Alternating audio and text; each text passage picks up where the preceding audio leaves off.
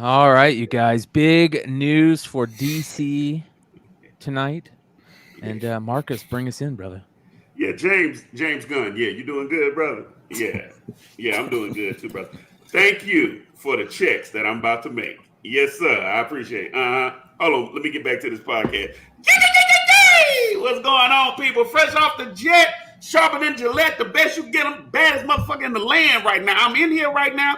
We here making moves. We finessing and jugging. We encouraging and inspiring people. We got Trey. We got Sean Big Leg. We got Fur Bird the Nerd. We got Brian McClay. What we doing? We out here making money. DC about to make a comeback. I'm feeling good right now. How y'all doing, man? I feel like that we called this. I'm not. It's not like we called it, but we were talking about them doing Greg Capullo, or I mean Grant Morrison, Batman and Robin a while ago. We talked about how Damian was like the key to a lot of stuff that could just blow up if they brought Damian in. The Authority, we've talked about the Authority before and how great those characters are. I feel like they hit it out the ballpark, man. All the stuff that James Gunn announced is amazing. I don't think there's anything bad on there. What do you guys? Have you guys seen it all? Yeah, I'm excited about his choices. The ones I know about for sure. Looks like Momoa is gonna be Aquaman and not Lobo, but I mean that's got to be clear by now, right? I don't know if they're gonna do Aquaman 2 and there's no Lobo announcement. So why did he put out that he just said because post. Everybody else got fucking fired except him. Yeah, but he said that. Well, the word on the street is that Momoa is moving over to Marvel with Fantastic Four with Ben Grimm, like he's supposed to be Ben Grimm. That's what I heard. That's from inside. Ben Grimm's gonna be a human. Well, of course not, but he's going to be Momoa. Momoa is going to be Ben Grimm. Like the voice, like Vin Diesel did Groot. That's exactly what I was thinking. Yeah, there you go. That would make sense. Yeah, I gotta find this thing. He kind of do both, but he was talking about the DC meeting. But anyway, yeah, I think he chose good stories from the best of my knowledge. Chose good characters. Yeah, I mean, we're gonna probably. I'll be honest with you. I mean, I think the Lobo stuff was exciting because of all the shit DC's put out the past 3 years. Like that was kind of a glimmer and hope. Now that the full slate and the full roster's kind of been, I don't give a shit about Lobo. I really don't. I mean, it'd be cool, but I just don't know. I don't know if they could. I don't think Momoa has what Ryan Reynolds had to kind of create that Deadpool aura. I could be wrong. I just don't think Momoa is that strong of an actor to pull it off. I don't think he's comedic enough to do it. I think. I mean, he was pretty bad as Aquaman, to be honest with you. I mean, the Justice League stuff, the Snyder Cut, he was horrible. And I don't know. I wouldn't mind if he went over to the Fantastic Four, to be honest with you. Yeah, make room for somebody that can really pull off Aquaman, in my personal opinion. Because it's not fair if they're going to get rid of The Rock. If they're going to get rid of The Rock because he can't act, then they need to get rid of Momoa for the same reasons. So this is what you mean with Gunn, though. So this is what came out the other day that I think made everybody think that there was something going on. Let's see here. Let me see here. Let me get this so you guys can hear it. Remove. Present. Share screen. The thing about the James Gunn slate is everyone's really, really excited, and I should be, but Guardians of the Galaxy 2 wasn't a very good movie, and I didn't remember Suicide Squad, the last one he directed, being talked about in a positive manner that much. I think his best stuff he's done recently was the Peacemaker stuff. Oh, yeah. I'm excited about the Waller. I'm kind of excited about the TV stuff, but his last two major motion pictures to me were duds. They're just personal opinion. They just weren't very good. I thought the Suicide Squad with the Starro and everything else was just a pile of shit. Yeah. So I understand why there's some enthusiasm about the slate. I don't know, man. I mean, they had stuff people liked, like the Weasel and King Shark. They liked it, but they didn't like it enough to go watch the movie. I didn't like. To be honest, I didn't. It wasn't a COVID movie too, though. where it came out at the same time. You could watch. Yeah, it was I a think COVID you're right. movie. I think it was a so 2020-ish. Yeah. So that I think that messed it up a little bit. I don't know. To be honest, Suicide Squad 1.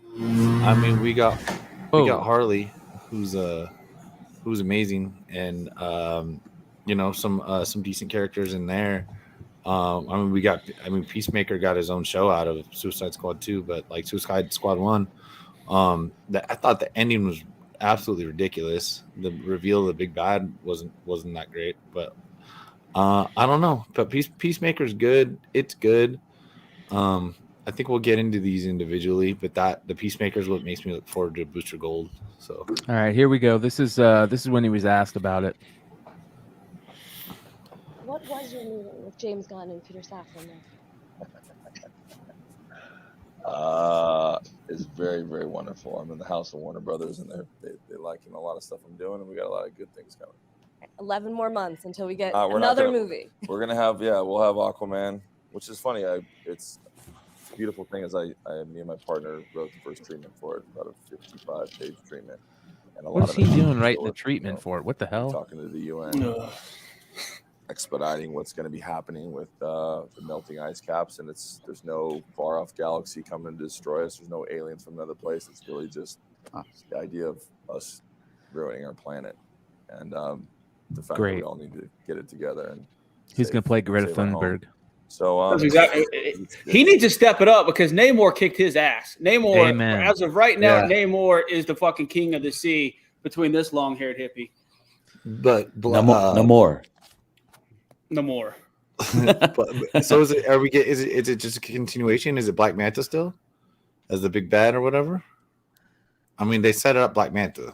Aquaman. The other thing that just doesn't make sense to me is why in the fuck. I mean, I get it, but if they've already scrapped Batgirl and scrapped a couple of these movies, let's scrap Shazam, Fury of the Gods, and be done with that because that just looks like it.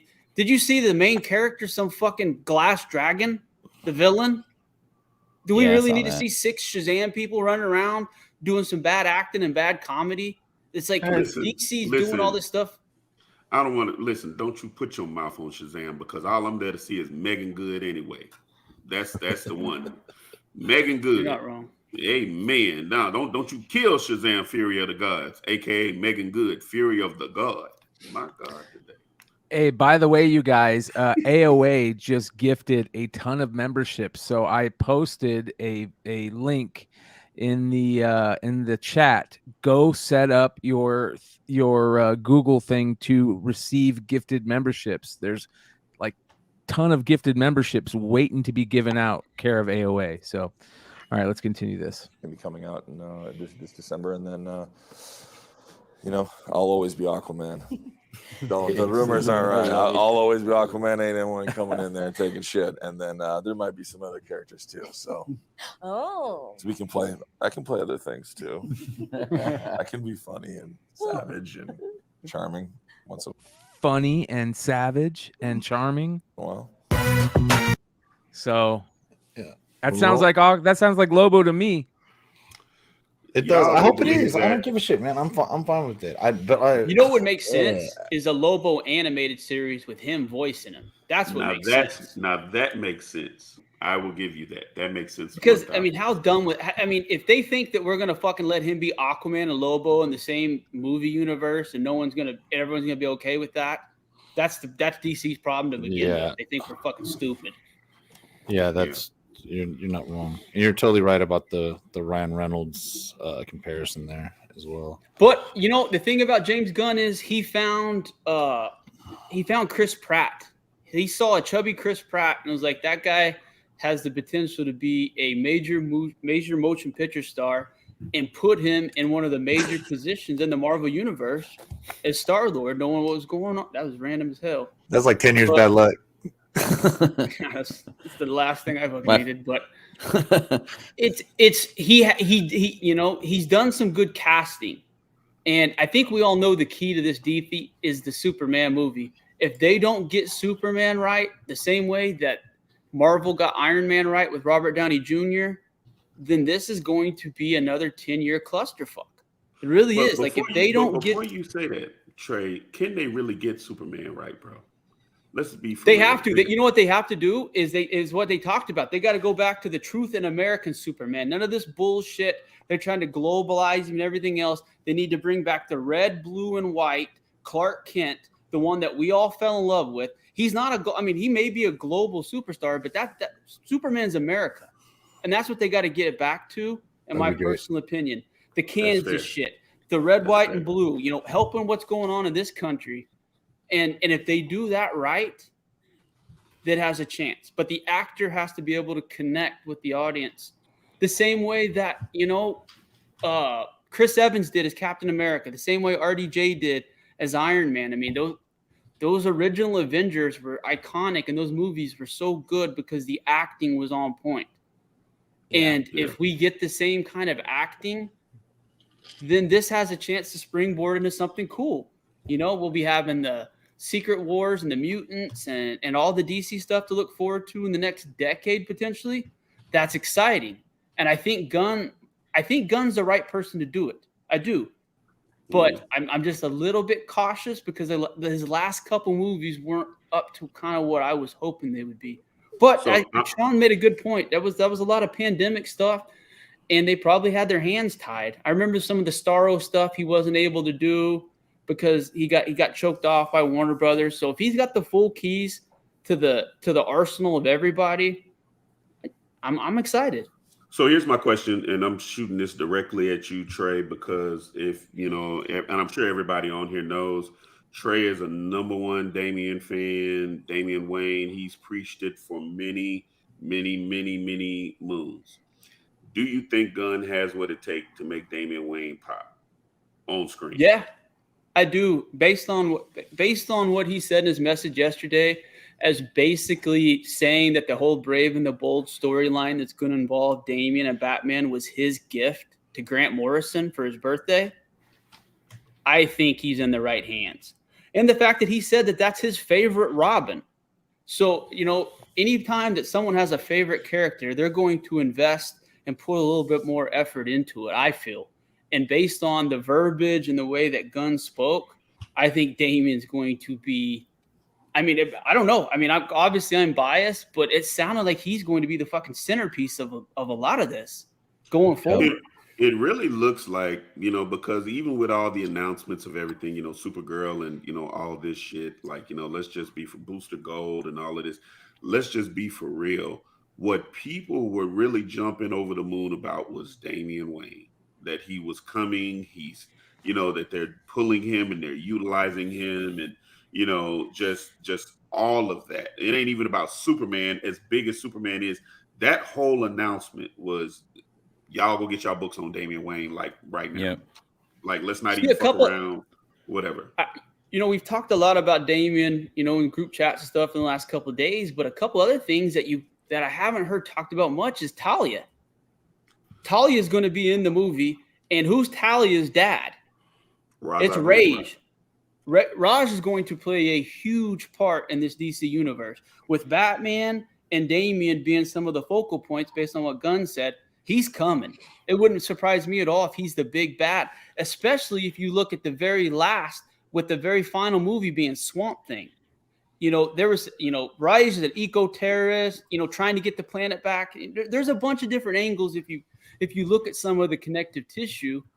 And, a lot of the most questions I've got the last couple of days is like, your favorite Damian books or your spec books, things like that. And I think Big Leg has done a really cool write-up. Are you wanting to pull that up right now, Sean, or are you wanting to wait? Let's get I don't get no. You're in here, dude. Let's go. Yeah, I would go. How about skip to the next slide and go back to Booster since we're already on Damian topic? Because really, Big Leg didn't pull this. I did. I sent all this information to Big Leg for him to. This is a conglomeration. I even gave thanks to some initials on here for a good sleep. This is really good, Sean. Yeah, man, you did a great job, Big Leg. You did a great job, Sean. Well, these are talking points for comic book people. I mean, and this is the best. And like, I think I said to Trey earlier, or I texted him or whatever, about me being most excited about. It's February, right? Barely, and we got spec books selling again. All right. Now we all know that a lot of these can be had, and then like a few months from now, who knows which ones will have the staying power and which don't exactly. We know I don't think Damian's going away at this point. So that's one of my favorite things. That's what got me excited waking up to that Gunn announcement for all these things. I did the conglomeration of this stuff just because these are all our talking points. I could miss some Keep Comics, the Wonder Woman one. I punted because it's like, dude, I mean, I don't know. Am I specking on the Amazon? Like, I have no, but the rest, man, some of these are good. And that's why, Trey's got the Damian list that comes after this. Big surprise to everybody that's watched over the years. So, and oh man, you know what? I definitely wish I would have focused my efforts in the past. I didn't even look to see if there's one for sale, but on that 1 in 250 sketch variant of this cover right here, you know what I mean? I know that I remember I won the JG Jones for Trey at a good price a while ago. And and now I've actually met JG Jones, and he writes big leg and draws me Raider things. What a nice man. But yeah, so we're good with this. But yeah, so pretty much we kind of know the Damian keys. The following slides get into a little more. My buddy Matt I was talking to, he, you know, I mean, how does the Battle for the Cal 3, Damian actually becomes Robin with the 1 in 10. And so I bought a handful or so of the cheap-ish 1 in 10s that are out there, because I don't know, considering everything that's happened, like Amazing Spider-Man 1, I know there's a million covers to it. The 2014 or whatever it was is you know, that's the first Cindy Moon, but a Spidey 4, there's not quite that many, and there's only one variant. Like, that's the Silk Key, you know. So I know Damian's in a lot of things before Battle for the Cal 3, but nobody talks about that book. The thing about that book is, and I've seen that talked a shit ton about the last couple of days. Is 657 puts him in a Robin uniform. Okay. He fights Tim Drake, and there's a big battle in the Batcave. It doesn't necessarily, he's not unveiled as Robin. I mean, he's not made Robin by Nightwing or Batman yet in this, but he does put on the Robin costume first in 657, and Tim Drake doesn't take kindly to it, and they get into a crazy brawl, like one of the crazier brawls you've ever seen, to be honest with you. The whole Grant Morrison, I mean, and that's the thing is the Batman run from 655 to I think 670, don't call it 676, but then he did the Batman and Robin series afterwards that went all the way up until Robin's death. I don't know if you guys remember that, but Robin dies. Damian ends up dying at the hands of one of his own clones at the end of Batman and Robin. Then Batman has to go to Apocalypse, and I mean, there's some crazy shit going on to get his body back and everything else, but I'm curious if that's where they're going to lead to or not, because that's the end of the tale, is Damian dies by one of his own clones. Mm-hmm. So, and then so 666 is his first. It's in the future. It's got the first Professor Pig, but as somebody Cosmic One pointed out, and so 666 has it's the future, and he's Batman in that, right? Yeah, that's an interesting book. I think a lot of people push that book a little too much, to be blatantly honest with you. I like the cover. I mean, it's got the 666 shit, which I'm not into. The whole, I mean, that's okay though. Well, he makes a deal with the devil to be able to protect fucking Gotham. So I don't know exactly if, you know, Grant Morrison's going to have fucking Mephisto come down and make a deal with, you know, the whole savior of the franchise and go that route. But there's also been a couple different future timelines where he's not Batman, where Terry McGinnis is the Batman and Nightwing's the Batman. So that's not 100% truth that 666 is canon at the end. The uniform's cool.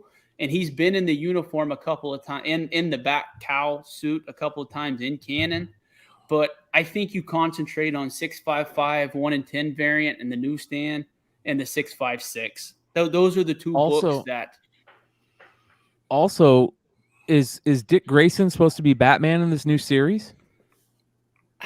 You know, because if he is, that Wonder Woman book back in the day, where he first puts on, the first time he ever puts on the cowl, where he dresses up like Batman to trick Joker, is a major play, if that's the thing.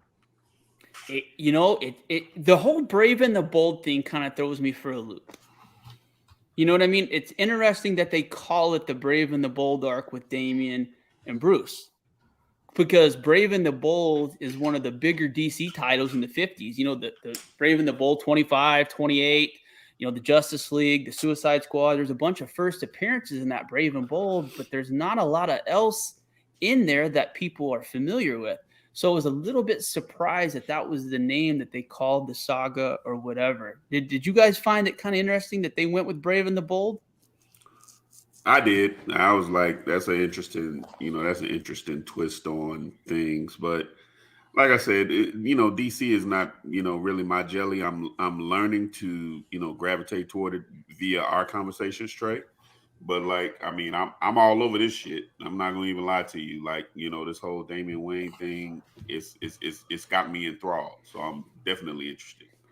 I'm kind of excited about the based on what he said, the whole thing about the Themyscira kind of having a Game of Thrones feel to it. Yeah, I saw that. Yeah. I'm into that, because that's the thing 100%. is we kind of might start getting some other Wonder Woman. Who we're gonna see. You know who we're going to see the first appearance of in that? No, nobody. Grail? Who? The new Wonder Woman? Oh, Joe, the Brazilian Wonder Woman, or Nebula. Correct. Yeah, Joelle or whatever her name is. Am I saying it right? It's like Batman. Oh, yeah. Wonder Woman 608. I can't. Robert's the biggest collector there is. Because Nebula? we have not heard anything about Gal Gadot, correct? No, right. We have not. So if Momoa is going to be Aquaman again, based on what he said, and we haven't heard any news out of Godot, is it safe to assume that they're going to recast Wonder Woman, or are they going to use somebody completely different for Wonder Woman? I think that's a keeper. Well, but I mean, Jesus Christ, why would I ever not want to watch her on screen? The first time I saw Wonder Woman, I agree. I thought she was so one of their better uncomfortable. She castings. just kept staring directly at me, like they made the movie only for me. The first Wonder Woman, and I was like, you don't understand. I've been in a relationship a long time, and for you to be this beautiful and keep looking at me like that, I was like, some it's going down, and plus, I'm for sure gonna choose you. So, no, but I think that this is a good place for them to introduce Yara Flor, which was introduced during Future State and been in the main continuity for a while now. But did it surprise anybody that there was no teams? The fact that there was nothing mentioned of the Teen Titans, there was nothing mentioned of the Justice League, no Suicide Squad. They did not surprise me. I mean, Teen Titans is already moving as it's moving. If it ain't broke, don't fix it. Let it roll. Yeah, you know what I'm saying? Are they going to? Are you saying that they're going to bring? Because this is what's interesting is right now HBO Max, right now as we're watching, Titans is being played live. So are they going to bring the Titans over into the main universe? Because I don't understand why they wouldn't. If Peacemaker was on HBO Max and a couple of these other series that have been HBO Max that have been in the continuity, I'm curious what they're going to do with the Titans. I'm gonna reserve my comment. Ferd, what you think about that? I'm gonna reserve my comment on that. Well, Red 5 kind of mentioned in the comments that the one thing that stood out to me was Authority. I'm stoked for Authority. Everything else is kind of the wayside. You're right. I didn't even. I know a lot of the market. I saw everyone was moving towards Damian, but number 2, I saw a lot of Authority moving. It's insane. That's in a slide. Yeah, that shit's going fast. Yeah. Is that the Midnighter spec? Yeah. Yeah, the whole run. 1 through 12. Yeah. So we'll see it there. But I did want to say just to correct myself. I don't think if they're going back in there and that they're not gonna. I don't know why I'm brain dead. I'm not saying Nebula, but it's Nubia for a Wonder Woman 204. There's no way. I mean, she's Wonder Woman's sister. Look what we're going with. Wonder Woman 204 staring you in the face with that, right? So I don't know. The only thing I can think of on that front is on the Titans deal or whatever, unless Damian tries to, lead a group of Titans at some point in time, which he didn't do a very good job of in the comic book. So I don't know if they're going to go there with it, or maybe they just try to make it more adult. I don't know. I thought that's where Gunn was going to go, was to try to build it with some kid stuff maybe and do a good Titans deal kind of as a homage to the, Young Justice stuff, which is, that's the group of kids that are able to buy movie tickets right now. And they love Young Justice. I mean, you talk to those kids, they hold that real near and dear to their hearts, how much they love that series. So I thought that's where he might go with it, but I was wrong. Do you think the Authority? Sorry, Trey. Do you think this is kind of what I was thinking too when they made all the announcements? I feel like Gunn's trying to hit like ages 28 to 38, like not 40, like not 35 to 50. Like a lot of younger characters that were introduced like 10, 15 years ago. Because my younger cousins were more stoked about this than I was. I mean, that's a very small segment of America, but it just kind of resonated with me when people were asking me about it. Like my younger relatives were asking me about it, not my age relatives. You know what I mean? I don't know. Kind of something I was thinking about. But do you guys know anything about the Creature Commandos? I have animated. I have slide on animated, show, but it's both. Oh, really? Yeah, it's animated to live action, and the same actors are going to play both.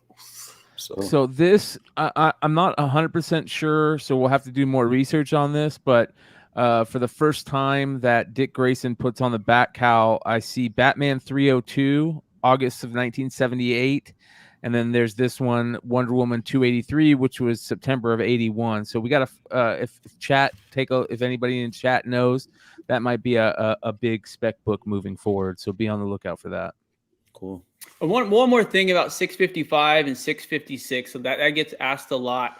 655, the reason that I tend to lean towards 655 as the better book is because it has the 1-in-10 ratio variant. The very final page is a dark page that shows Talia standing next to Damian, and Damian's completely blacked out. You see his full silhouette, his hair, his body, and everything, but it's grayed out. And you see Talia fully. And then at the end of 656, it shows him holding up a knife to Bruce in a single panel. So the difference between 655 and 656, as far as the whole cameo first appearance thing, I see both sides to it, but I tend to go with the rarity. So that's why 655, the 1-in-10, is the book that seems to move a little bit more than the others. I'm not saying that 656 isn't a good book and probably not his first full appearance, but there is enough in 655 where there is a valid argument in my point. To be honest, I didn't always know that there was really a debate, like until recently. Like us, dude, that 1-in-10, that's only not the others weren't worth picking up or something. That's the only Damian book that we wanted. To get the 1-in-10 first appearance, that's that. I noticed that during the pandemic that there was a lot of first appearance and cameo switching and movement that went on during the pandemic. And that's okay to have healthy arguments about what the first appearances are. I don't think it really hurts anything. No. I think it adds depth to the characters and conversations. We talk about Hulk 180 and 181, and in the last 10 years, 180 has gained quite a bit of traction. Mm-hmm. That's true. I mean, not enough to close the gap considerably, but from where it was, 20 years ago to where it is now, it's a lot closer, and people talk about it in a lot more positive light than they used to. If you had a 180, you kind of, what not a 181. Now, if you got a high quality 180, people take you seriously. So yeah, don't necessarily dismiss the cameos and some of those things like that. Read the books and give yourself an opinion. That's what's great about these is when you buy these books, go look at them and do your own research and see for yourself what you think.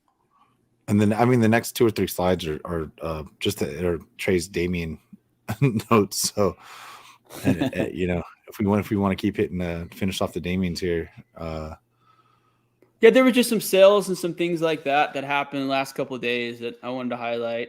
I didn't want to throw Bryan a big fucking loop with some bullshit on Wednesday, so. Yeah. Well, I mean, this is good shit. I mean, the slides. I mean, these are really good. These are the real. See, another book that's not getting talked about enough is probably Superman 10, which is the first meeting between John Kent and Damian Wayne. I think that's exactly where if this goes well, that's 100% where they're going to go with this. And I think they should. Super Sons. They should. Yeah. The Super Sons, everybody loved the fucking Super Sons arc until they aged him up. I don't know anybody who disliked people loved the Super Sons. They were reading the series, buying the books, talking about it, and then they aged John Kent up and did what they did to him, and they ruined it. They ruined the whole dynamic of those two kids having fun together, following the footsteps of their dads. And I think if Gunn can capture that, I think there's some good quality television and film to be done there.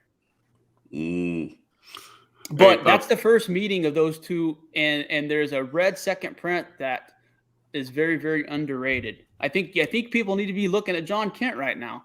I really do. I'm not a fan of what they've done to the character future-wise, but I think that they might be able to get it back to the middle a little bit with Gunn. Anybody excited about the Lanterns? They bringing all the Lanterns and doing a TV show with them. Did you see they're going to do it True Detective style? Yeah, that's what I'm saying. Like, I'm excited about it. The fact that it's going to be John and Hal. I just hope John's the fucking hard hitter. I hope I hope John is actually the focal point and Hal's more of a support deal in this. I don't know if that's what they'll do, but I think Jon Stewart deserves to, after all these years, he deserves to be the forefront of a major series, especially on something like HBO. Yeah, and I've got 187 left. It's not high grade, but I'm clean and pressed it. I was just like, I think I'm gonna sit on this thing for as long as I get. It, don't get me wrong, it's probably fine at best when I'm done with it. But yeah, that's it, man. He's hard as hell. It'd be great to see him just hard hit. I mean, come on, look at that first appearance cover, dude. Like that's dude. Come on, that's good. Marcus shit. has talked about it for over a year, though. That's this kid. I mean, from the kids that are 25 to 18, that's their guy. That's Jon Stewart is Green Lantern, is their Green Lantern, and people. And I think and I'm excited to see it. Like if they do this, like the episode wise, where every episode, a different thread or something comes in, I'm excited to watch it. Right. Yeah, and definitely. And it sounds pretty decent. I've talked. Let's just say I've talked to people, and Jessica Cruz is coming.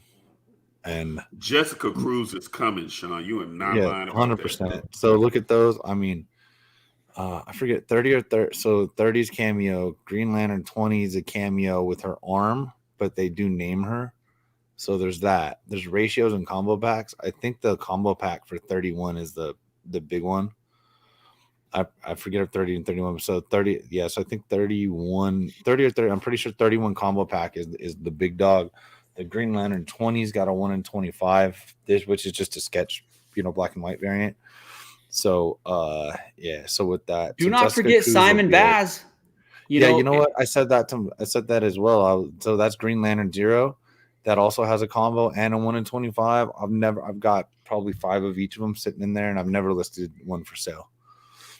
No reason to sell a spec book that good for like $15.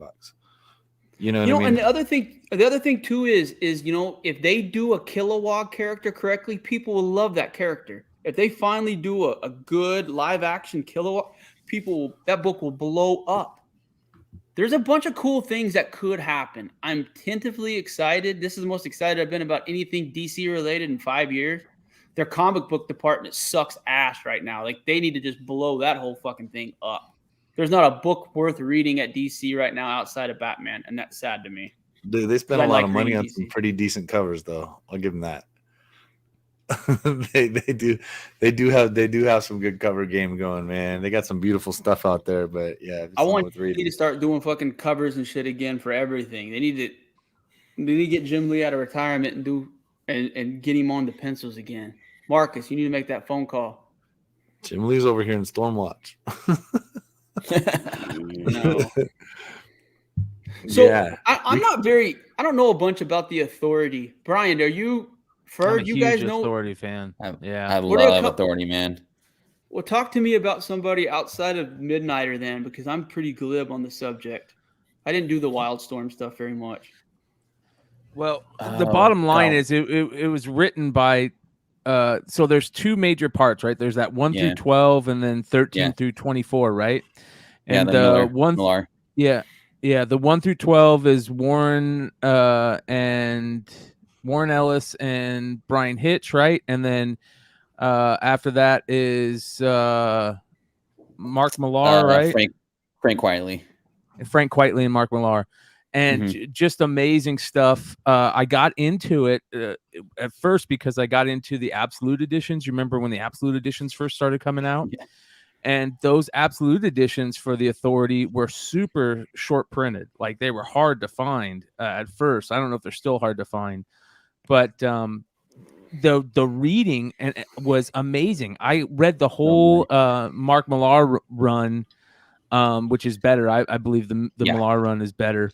But they're both great. They're set up originally in Stormwatch, right? Right. Yeah. They first show up in Stormwatch, and then obviously its own series. The Authority does.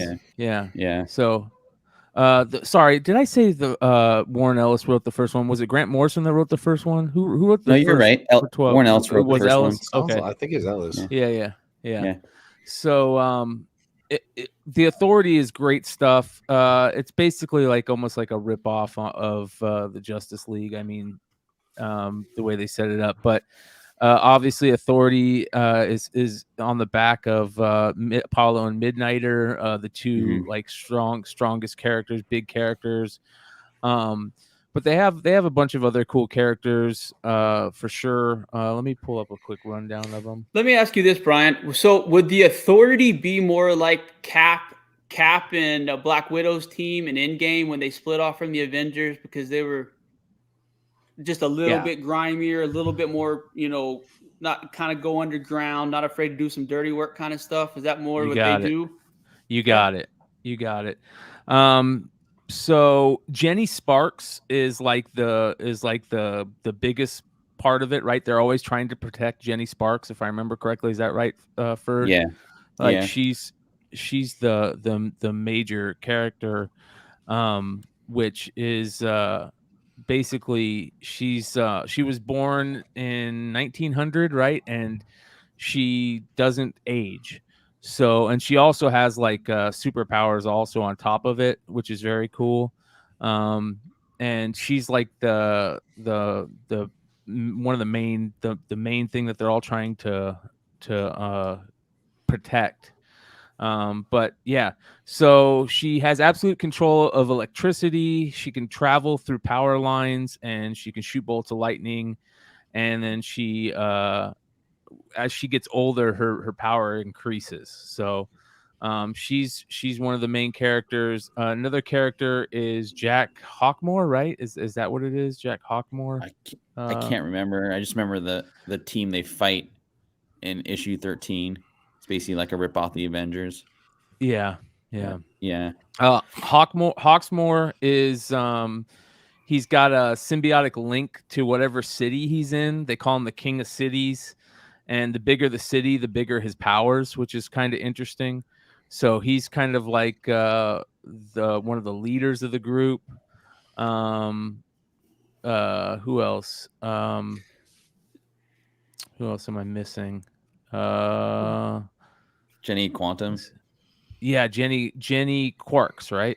Is that her name? Yeah, it's something. Yeah, Jenny Quantum is. Yeah, she turns into Jenny Sparks, or like she basically becomes Jenny Sparks because she dies in issue 12. Yeah. I'm on a lot of pain pills right now, but am I crazy to think that in the last couple years that in the Authority though that they've used more of like, who's the chick with the sword that was in the Suicide Squad? Katana? Katana was in it, and they've kind of mixed and matched some previous stuff, correct? Outsiders, Tony said. Is that what it may have been? Grifter. I'm telling them, I'm fucking. My brain's working on about third power right now. Hydrocodone's kicking in, boys. Yeah, it makes me talk fall. more, but not remember what I'm saying. So I feel you, dude. The authority and all that shit's kind of running together at the moment. So yeah, I don't know. Stuff. That's interesting. So you think that they're gonna go with all these new characters, huh? Yeah, if they're smart, the story's good enough, and they have a gun. I mean, they gotta trust the dude because of how they killed. I mean, Suicide Squad could be an outlier, but like you said, he found Chris Pratt, and who would have thought Fat Pratt could turn into a fucking action hero? Andy Dwyer. Wait, you also got to give him credit for who's the girl that plays the Gamora? She was in Avatar. Zoe Saldana. Which by the way, congratulations to her. She is in the top 4 grossing movies ever. That's grossed over like $2 billion. Like they did a whole announcement because she does Avatar and the Avengers, and like her last 4 movies all like grossed over $2 billion. It's insane. She's really good. Tony Stark hit it in the comics. Here's a quick rundown of all the characters. She hit him, it'd be more like it. Yeah, that's a good point. He got some green tail, dude. He was happy. She went back to the bar to drink. I would like some of that green tail. All painted green. I'm fine with that. Jenny Sparks is the spirit of the 20th century and a woman who is reborn every 100 years. And then Apollo is the sun god, which is a Superman ripoff, and he's obviously Midnighter's lover. He's a super soldier who became a rebel from a Stormwatch Splinter Cell. The Midnighter is a Batman ripoff that is just super tough. Wait. You said Midnighter is a guy? Yeah, Midnighter and Apollo are gay lovers. Yeah. Yeah. Yeah, the 2 guys on that blue book. That's why, every time that they try to do this weird thing where they turn a character gay out of nowhere to kind of pander, I get so angry about it because Apollo and Midnighter were such great characters and they were written great and they didn't pander and they were amazing. Cool. Yeah, I'm a conservative. Trust me. Midnighter is one of those guys when he actually crossed over and was into some of the Batman books in the New 52 and later on, I didn't mind him at all because he was just like Batman. He's down to fight fuck around anybody. Yeah, Midnighter's the first one to jump into a fist fight, and he's not scared of one. And that's what I like about comic book characters. I can give a fuck what his sexual preference is. And Brian's 100% right. Instead of turning Tim Drake into what they've done and a few other things, why not use characters that people already are invested in and enjoy? That are already out the gate like that. Like I can't tell you how much the whole DC thing, and I've talked about it before, the fact that they aged up John Kent put him in a gay sexual relationship in a comic book is one of the most fucked up things that has ever happened in comic books and does not get talked about enough. They literally aged him up to put him in that scenario. Yeah. And the scenario he was in previous to that was doing well. They were making movies, animated movies. They were selling comic books. And then old fucking Bendis, the old Trojan horse, came in there and decided to throw some of his shit in there. And this is what we're at. Yeah, it is what it is. The aging portion of that is the throw off. The aging. So another character, the other character is called the Doctor. He's the mightiest magic user on Earth and latest in a long line of shamans to defend the planet, and also an ex-junkie, which is interesting. That's why I love the authorities. They're all characters that have flaws, right? The engineer, like Watchmen or The Boys. Yes, exactly. Yep. And the engineer is the quote unquote maker. It's a woman whose blood was replaced by nanotechnology, making her a chrome champion who can create gadgets at will. Jack Hawksmoor, the King of Cities, already talked about him. Did you say Jack Hawksmoor?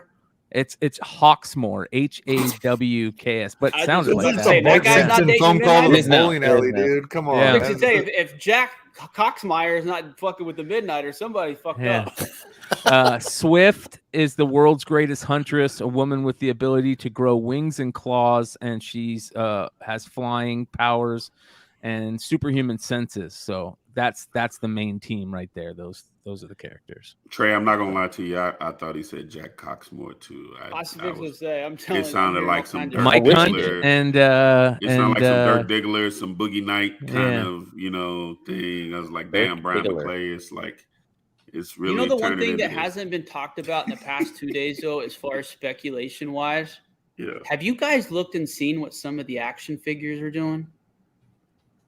Which one? The Authorities?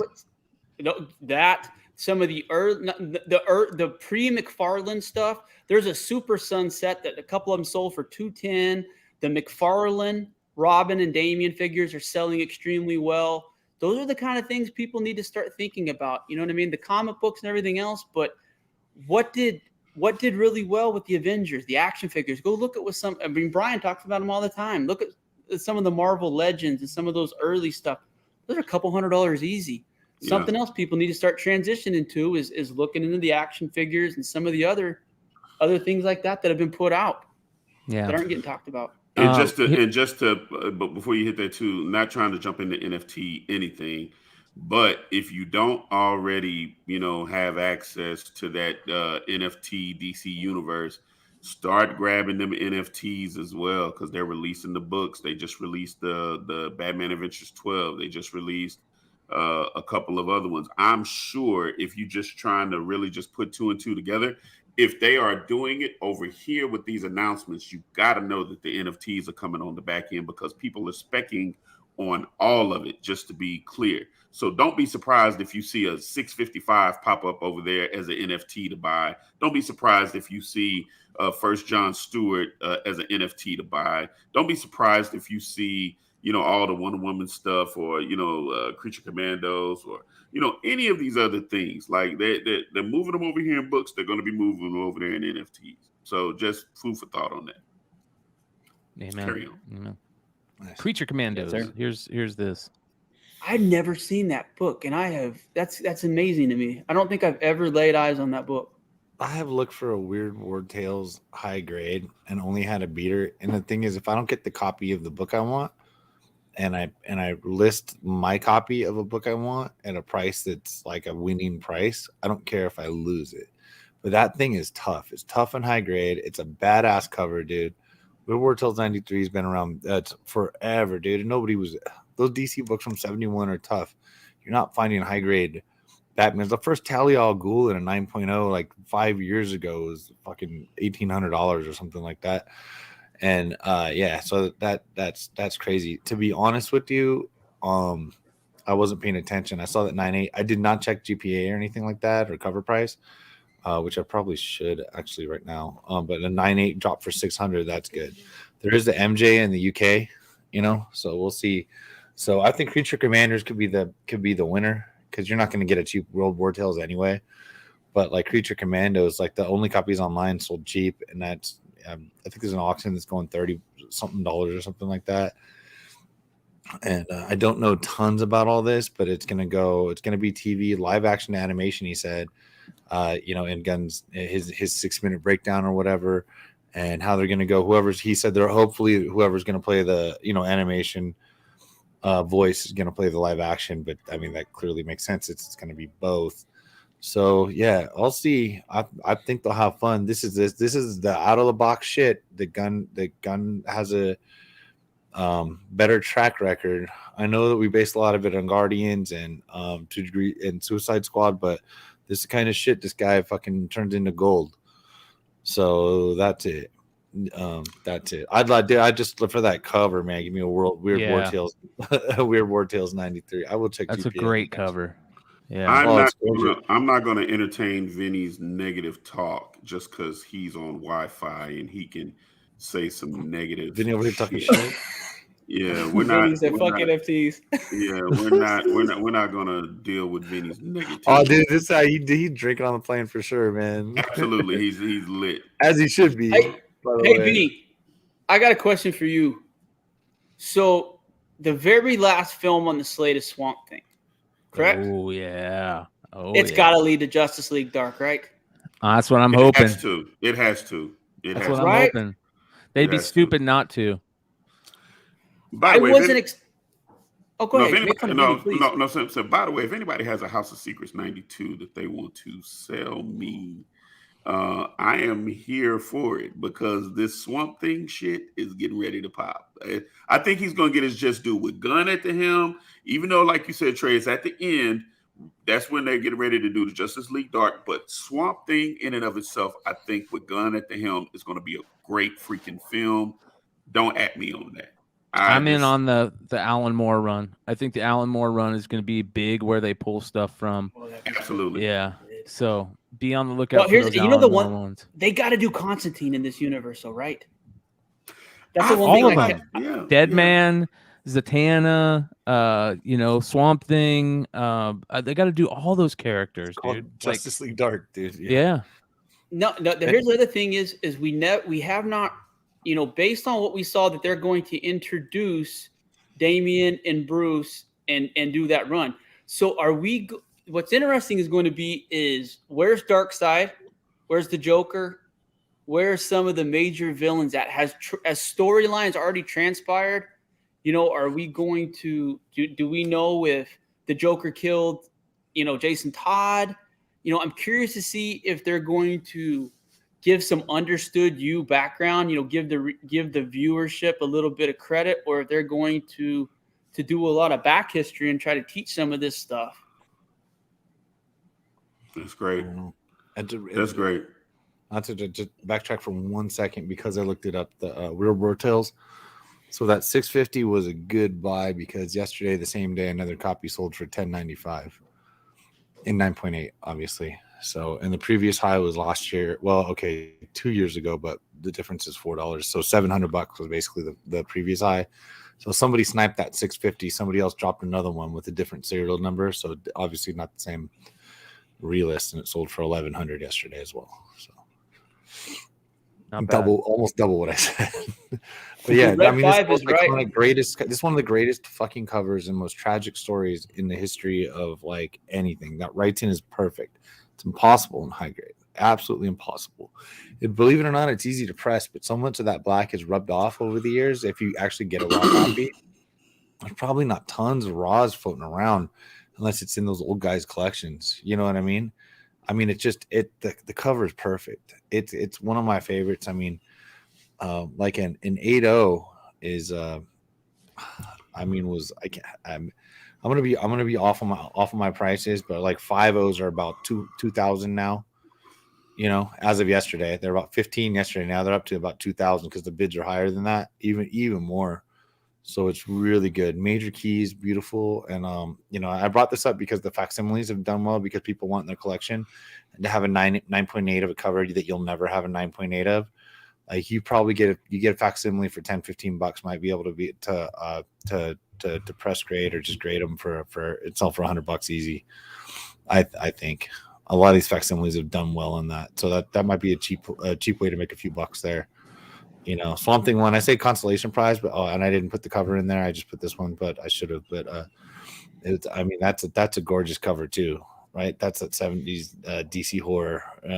So it's so good. I love Swamp Thing one. We all love the run. The JLD dark to go with it. So that's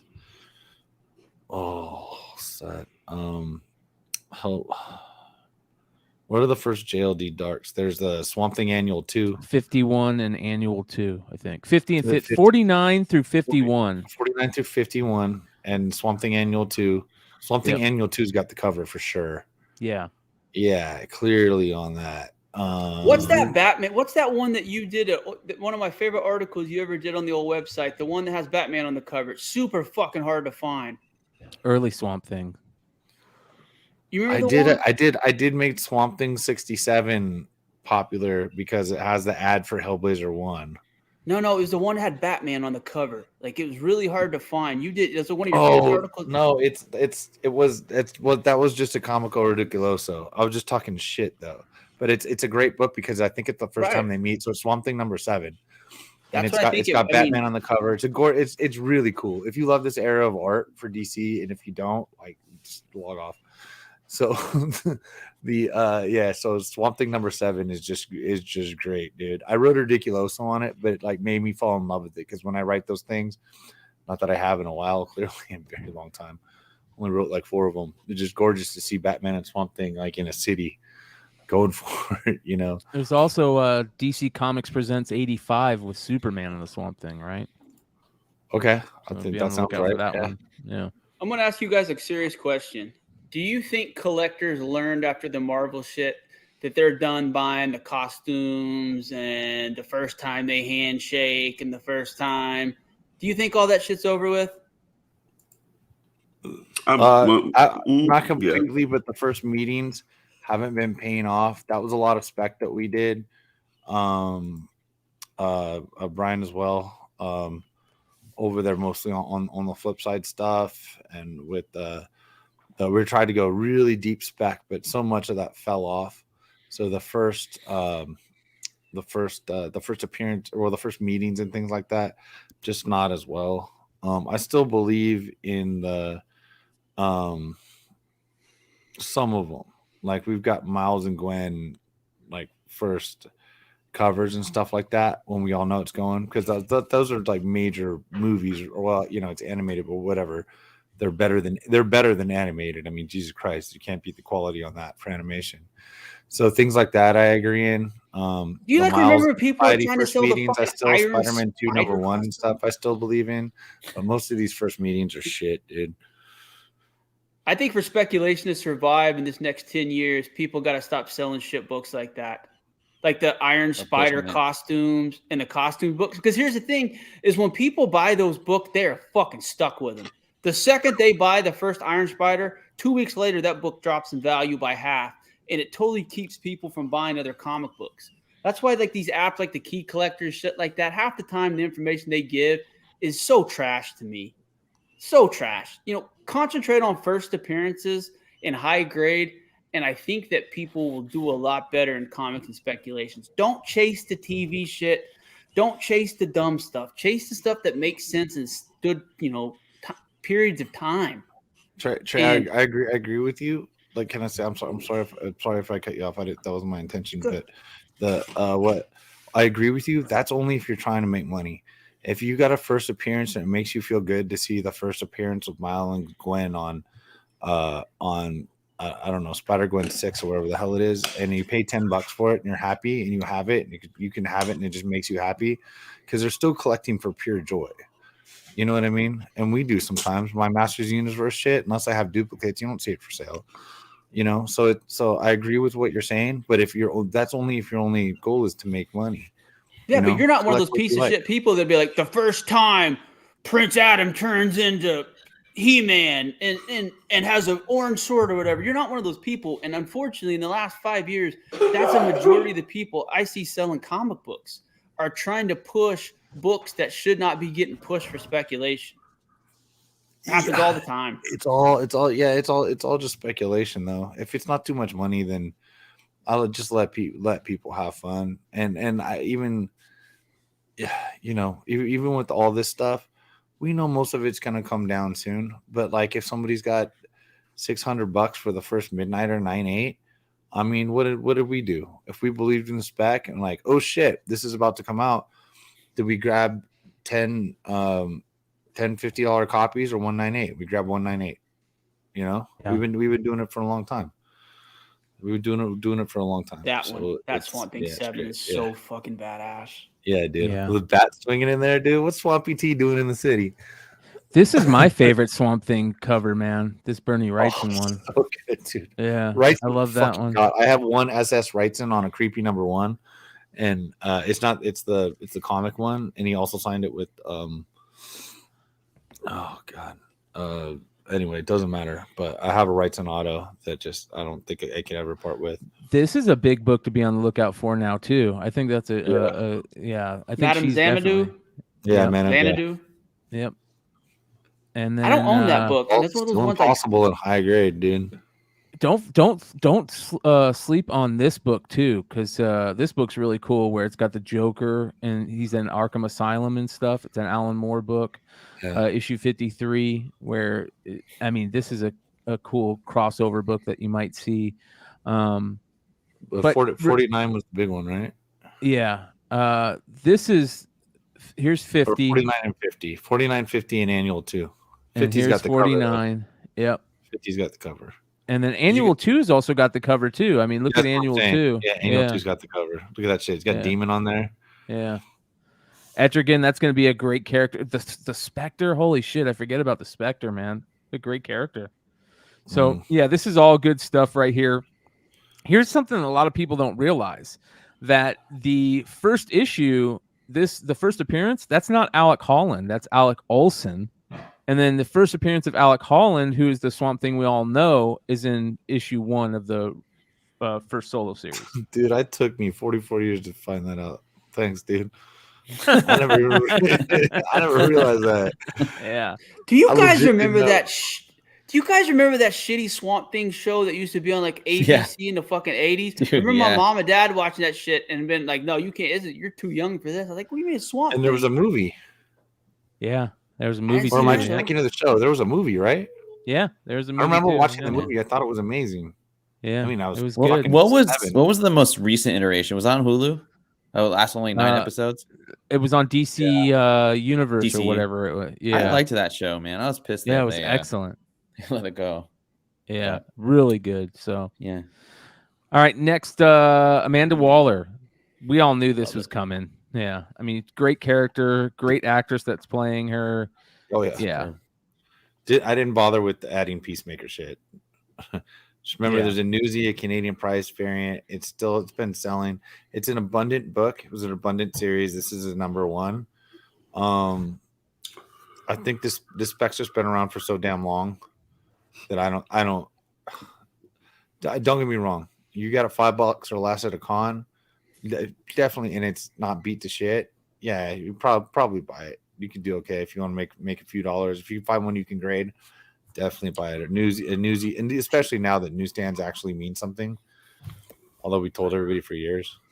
So let's go. You could find it. That whole Legend series is good though, because number 3 is for Suicide Squad. Yeah, but not a tough book to find. Superman, All-Star Superman, great series. I mean, this series was so good when it came out, and everybody was stoked and waiting for the All-Star Batman, which was horrible. And this series blew it out of the water, man. Yeah, that Frank Miller Batman, that was horrible. Batman was an asshole. Yeah, it was bad, dude. Really bad. But this was good, man. Grant Morrison's probably my favorite writer. Him and Jeff Johns are probably my 2 favorite comic book writers. I mean, Morrison hits it out of the park 90% of the time, I feel like. And this is one of the best miniseries that are out there. I think it was only 12 issues or something like that. Really, really good. And Frank Quitely, I mean, just amazing artist. I love whenever him and Morrison are together. Did we have any idea on this, the Neil Adams variant? Somebody listed it as a 1 in 100, which would blow my freaking mind because there's too many copies for sale. So they're about $20-$30, something like that. Yeah, but these Supermans, like, they left. So I didn't bother with these. I'm not spending $20 on that Adams right now. I would have spent $10 yesterday morning probably, but not today. Yeah. Interesting. If they actually base the whole persona of Superman on the Morrison, this one, I'm excited. I agree. Couldn't agree more. And other thing too is I saw this too is I didn't even realize this. The reason a lot of people I think Henry Cavill was kind of a polarizing, Superman. People either loved him or they hated him. There was not a lot of in between in him. And I saw something on a Twitter deal yesterday, and one of the guys said, he goes, "I just had a hard time getting behind a British Superman. And I never thought about it, but I think that was a reason that I didn't necessarily like him either. So do you think that do they got to get an American guy to make this work? Do they got to get what's it got? Reeves, a Christopher Reeves type dude? Yeah. What if they get an American guy, but it's Henry Cisneros? Like, like it's just, he's from the States, but he's Henry Cisneros. Dude. What if they do Henry Steele? That's the thing is, I mean, they could throw a fucking deal and do something else. They could do like a John Henry Steele or something as Superman. My point is this, man. I'm kind of with you on, whatever. I just think, actors are actors. If Cavill was good, when he played Superman, he didn't, have the, the British voice going, like, he was able to mask that pretty well. And it sounded like America and apple pie, but maybe we need somebody that's actually apple pie and American. I don't know. I mean, you remember the whole deal about the mustache? You remember he wouldn't cut his mustache off because of the fucking Witcher or whatever, and that's why we got that horrible CGI and stuff like that. There was a few things that I liked about him, but he just didn't do it for me. I thought the Brandon Routh character actually was more of a Superman to me than Cavill. Yeah. If I'm being dead honest, I enjoyed Pretty that. Boy. A lot of people say that. Dean Cain. But for the same reason that you're talking about, I absolutely refuse to watch interviews with Andrew Lincoln or Charlie Hunnam. Like, don't ruin Rick Grimes or fucking Jax Teller for me, okay? I don't want to listen to these dudes with their legs crossed like weirdos, fucking with their little accents and pointy-toed shoes, talking about being the American tough guys. All right, no, man, we're good. Good job. I'm not bothered by it. I'm gonna be honest with you. I'm not bothered by it. I just want somebody. You're in the industry, though, dude. I don't want my favorite characters ruined by. Right. I'm not gonna argue that point. I hear you. Hugh Jackman, like, dude, you think I'm ever gonna watch that? I'm not saying that they should be only fucking do Americans, but if we're doing red, white, and blue Superman. Dude, that lady I was married to, she tried to watch me that Greatest Showman all the time. I'm like, you're not fucking ruining Wolverine for me, lady. Sorry, dude. I draw the line. So Wolverine is Canadian, though, correct? Yes. Yeah. And we got and Hugh Jackman is Australian. I think this is gonna be the last Hugh Jackman. I think that they're gonna figure out a way to kill him in this and bring in his counterpart. Hugh Jackman's like 6'4", and Wolverine's supposed to be 5'6" too. Yeah. Yep. Yeah. Well, I don't know. So now, oh boy, we got the group. We got it going off. Okay, I guess I'm a weirdo then. Show is too manly for me. Yeah, well. I mean, these are just purely opinions, guys. I think, people are going to say what they're literally telling. Yeah, I'm literally giving my opinion. Like, that's my fucking opinion. I literally just said it. Like, I don't think that side doesn't want you to have an opinion, though. Yeah. This is the weirdest one for me, the Supergirl one. I don't get this at all. Let me see. Gunn describes gig science fiction. Yeah, they say big this thing sells. And you know what? This one you fucking probably find on a back bin right now and sell them for the most, like, not including the keys, the actual keys. This is one of the newest ones. This one what are you more likely to find than this out of all the books we talked about in the bin right now? Is this actually Kara Zor-El though, or is this the other iteration of her? It's a great question. I did not read this, man, at all. I have not read that. I didn't even know this was out. This must have come out during. This looks more like She-Ra over Supergirl. Just to be honest, with the sword and stuff. I'm waiting on the theme. I'm waiting on the theme music and Hordak. Yeah, cool though. Good luck. Supergirl is a weird thing. If he can pull it off, I'm gonna be amazed, because that last Supergirl, even on TV, it was cool for maybe like one season, but by the time they really dived into it, it was kind of okay. Wait, I didn't know Jax was in Queer as Folk. Learn something new every day. Who is Jax? I watched a little bit of that new show. Charlie Hunnam. I was at my Jack mom's Speller? house. I was at my mom's. He's like around. I forget where he's at. I don't know. It's an Apple TV show, I think. Oh, he's like in India, and he's like a criminal, or he's like escaping. Yeah, and it's pretty. Yeah, and I saw. Like I caught like the. I was just hanging out, just visiting, and it was on in the background for like 3 episodes, and I was pretty entertained. Here's the rundown of Woman of Tomorrow. It says Kara Zor-El. So there you go, Trey. Kara Zor-El has seen some epic adventures over the years, but finds her life without meaning or purpose. Here she is, a young woman who saw her planet destroyed and was sent to Earth to protect a baby cousin who ended up not needing her. What was it all for? Wherever she goes, people only see through the lens of Superman's fame. Just when Supergirl thinks she's had enough, everything changes. An alien girl seeks her out for a vicious mission. Her world has been destroyed, and the bad guys responsible are still out there. She wants revenge, and if Supergirl doesn't help her, she'll do it herself, whatever the cause. Now a Kryptonian, a dog, and an angry, heartbroken child head out into space for a journey that will shake them to their very core. That's so weird to be doing. That doesn't make sense to me. That's like way out there. It doesn't have my attention. I'm not going to lie to you. But, knowing Gunn, he could pull it off. It may, have some undertones to it that, like some pop culture things that happen that might make it all make sense. Right now, it sounds like Guardians of the Galaxy meets Supergirl, just to be honest with you. Yeah, and as far as I can tell, I looked up most of the stuff that I've talked to that I've seen on here, or whether it's on eBay or Cover Price, and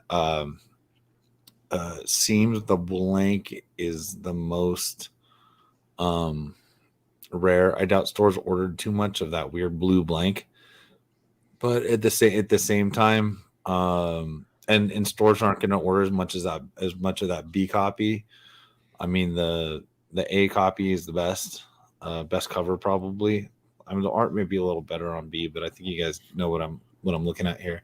So the blanks the most, but also in history, blanks they're just not going to hit like anything else. But still worth picking up. You find it'll be interesting if they tie in Wonder Woman into this because of the Artemis stuff. Right? Artemis was a huge character in Young Justice. Yep. I mean, huge character. And by the way, Commander Cody, you're so fucking right. I cannot agree with you more. Tom King is comic book cancer. Yeah, I agree. He's become really bad lately. Really bad. He's so jaded.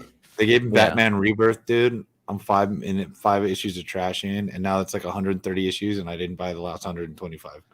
I'll never forget what he did to fucking Alfred. I will never forgive DC and him for fucking up Alfred the way that they did. That was the worst. That whole run that he did was the worst Batman run I have ever read by a pretty wide margin. I mean, it was going in so many different. It had Thomas Wayne. It had the whole Bane thing, killing Alfred. It was the Flashpoint tie-ins. It was just bad. Well, something that I really want to make a point of saying, and I don't want to get into politics at all, but Brucifer says that last time I checked, Superman is alien, not American. Bullshit. There's a saying that it's American as Superman and apple pie for a reason. That's a major saying that we all grew up with, and that will never change in my mind. And for somebody to say that he's an alien and not American, that's a problem with the character and the writers and where DC has went. Superman it's American as apple pie and Superman. That there's a reason that's the saying. And the other thing is we put that on a pedestal, right? Because Superman is for truth, justice, and the American way. That's important. I get goosebumps thinking about that, how important that is. And now that's not there. That's such a bummer, man. And it's because of the writing, in my opinion. Like the writers are the one that put that into, they wish that into reality. They put that into the reality. None of us ever thought any different until they put that into reality. Someone says that's all I was saying. I don't give a shit. Isn't illegal. That's crazy. Yeah. No, dude. That dude do whatever he wants. Yeah. Well, here's my thing. So Brian, I hear your passion on that. I would say that as people are going to do whatever to kind of get up under everybody's skin that's kind of on that's in a seat right here because of the views and opinions of what they think. I wouldn't be moved by somebody saying he's an alien and not an American, or I wouldn't be moved by saying Superman isn't illegal or anything like that, because at the end of the day, you go back and look at all the research, you go back and look at all the movies, he's literally holding flags, shooting in the sun, flying in the sun. It's as American as you want to put it. That's it is what it is. So whether the character or the actor that's playing Superman is British or whatever, however you want to line it up, it's all we're saying is that at this point we've tried it other ways. Maybe it may be the idea is to try it this way, because let's just be real, since Christopher Reeve, there has not been a Superman that has really popped since Christopher Reeve. It doesn't matter about Cavill or any of these other guys that's ever played Superman. Without Christopher Reeve, it was not, Superman just would not be on the books. Just like with Iron Man and RDJ, Iron Man would not be on the books. They will have a hard time to try to find somebody to play Iron Man. Period. Dude, I heard an interesting cast for today for Superman. And when it first posted, I laughed. And then throughout the day, I thought about it more. And Ashton Kutcher was a name that was brought up. I don't know. I put that dude on steroids, Chris Pratt style. All right, man. What about Chris Pratt? It's too late. He's too goofy. Yeah. Okay. So do you think they're going to go? I'm trying to figure out, I don't know how old Superman is. I mean, this is all assuming, by the way.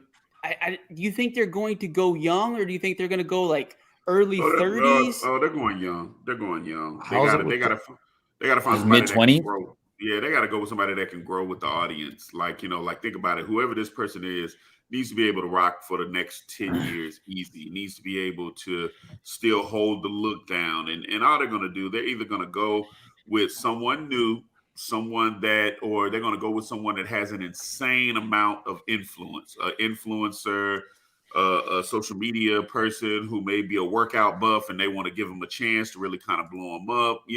I mean, it's going to be something along those lines, because we're living in this world where you got people. I just really just to be clear, in Houston, there's a young lady named TikTok Mama 7. If you go on TikTok right now, her name's TikTok Mama 7. She has 4.2 million followers right now. Good Christ. 4.2 million followers. A 51-year-old Caucasian lady, beautiful soul, beautiful spirit. She dances, she does all the funny stuff. She, whatever the case may be. At the same time, I can guarantee you, if she could halfway act and make it all make sense, she could be, in the context of what I'm talking about, she could be Martha Kent. And now she comes with an audience where people know who she is. And now she's talking directly. That's the moves that these houses are going with right now. They're going with people not only that can act. What are you bringing to the table? Let me ask you this, Marcus. Why not? I mean, is this the time to bring Michael B. Jordan out as fucking Superman? No, I'm dead serious. I'm not gonna. I'm okay. So look, this is I'm just saying.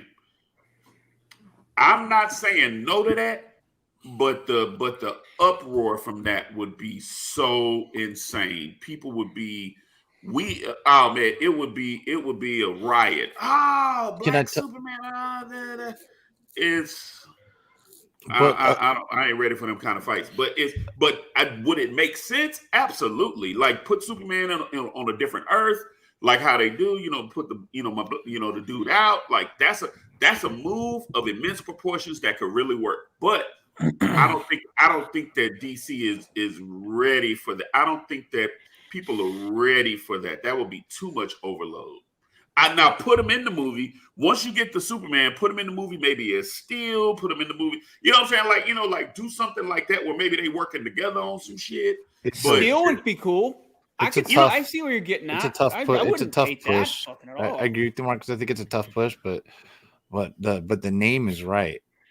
Like, you know what I mean? He's already beloved. He's star, beloved by a lot of people. Action thing, dude's in shape. He can act his fucking ass off, and you know, he was in Friday Night Lights and The Wire. People agree that he was right in Black Panther 1. Yeah. He was awesome in The Wire. I mean? he was a good actor in The Wire. Is he old enough, or is he too old? Or nah, man, look at they eat baby's blood in Hollywood, man. He's fine. I'll say the only reason I say the Michael. Here's the reason that the Michael B. Jordan. I thought he was a really fucking good in the Fantastic Four movie. Yeah, and he was. I don't think people were too upset with him being the Johnny Storm character. I wasn't. I thought he was good. I thought that was the villain was horrible. The doctor, the guy that was playing Dude. Yeah, the doctor guy, he was on that shitty show. Like he was the plastic surgery doctor on that show, but he was bad. Yeah. Well, you know what, Ferd and who we have in here, JC McGraw, Tony, the Jacob Elordi. I don't know if I say Elordi right. That doesn't seem like that bit of a pick. Is he the dude from the Euphoric show? Yeah, he looks like freaking old school. Superman. Yeah, he's got the jaw. He's a big kid. Like I can, like you tell in the show, he's fucking a foot taller than everybody. You know, like you see. There'll be some girls put that poster on the fucking wall. Hell yeah, dude. Yeah. No, that guy would be. I've only seen. I mean, Nip Tuck, just me. I don't know what else he's been in. Personally, like, you know, I just don't know. Yeah, but, he's money. He's fucking money. Dude. He up and coming. I'll tell you what. He can be dark, stoic. I think this kid can do it, dude. Apparently, they give him a couple roids. Is that a picture like of him in his drawers? Like we're Australian. We're getting all kinds of shit going on here. Yeah, it's weird. He's an Aussie. That's fine. Is he Aussie? Yeah. Oh, okay. Those are just British criminals anyway. It's not a big deal. Yeah, I think. Is there like a so Americans and Australians are all British criminals. It still counts. Can we hear him talk? That's the key. He's fine. Honestly, he's got a I mean, it's not a light voice. I'm not sure how old he is. So when I need to, it's kind of like a mask. When I have my COVID mask, and then I have the hat. But now I've just sold myself out, because if you ever see this hat, it's not me. He doesn't sound that Aussie. Yeah, so let's stop right there. So he comes from Euphoria, right? Mm-hmm. He played in Euphoria. Huge show from HBO. I mean, it won so many awards. I'm sure these young girls are probably on to him. So he would definitely bring a different audience, because, you know, the girls who may not be watching, you know, from a comic book space, they coming to see Superman. They coming to see him from Euphoria in his draws and all of that. So, you know, so that's that. He's a dick on Euphoria. Well, okay. Which all the more they'll come and watch him, because, you know, he won't be a dick as Superman. Mm-hmm. He'll be their hero. I see people talking about Timothée Chalamet, and I think somebody made the comment that he's too feminine, and I agree. But I wonder about Timothée Chalamet as Jonathan Kent. Maybe he's too old for that. He's probably too old for that. Unless they're shooting it in the next year. That is the dude from Dune, the guy from Dune. Wait, the star, the youngster? Yeah, the star. Not old enough probably for Superman. You're saying, right? No, but to be John Kent. Yeah, he totally looks like he could be that dude's son. Tell me they don't look. You put it in my head, they don't look related. Yeah, yeah. All right, let's. What else do we got? Paradise Lost. We didn't really get into too much about this. A prequel to Wonder Woman, which means no Gal Gadot. Also, that's I don't know if I spelled them Syria right, just so you know. So not having Gal Gadot is a major takeaway. Like, I don't know how many people are going to go watch that movie if Gal Gadot's not in it. Gal Gadot don't have it's a TV series, Game of Thrones style. Sorry, go ahead. Oh, it's a TV series. Oh, Game of Thrones style. Give me a shout out. Ooh. These are my 3. I own these 3 books on this page right now. I know. That would be interesting, man. Gal That would be Gadot very don't interesting. have to be. Gal Gadot don't have to be in it. They can go grab somebody like a Zendaya. They can go grab. Ooh, You know what I'm saying? Somebody. I'm okay like, with Zendaya. Somebody along those lines, because it's a prequel, so it's pre Wonder Woman. So just grab. Somebody from that. Grab some older people, but grab Zendaya as like the main character. Nubia. Some stuff like that. Yeah. Zendaya's Nubia. Nubia play, her sister. whatever. Yeah. I don't know if I don't want Zendaya. I need a bit of a buff Wonder Woman. You know what I mean? I don't know.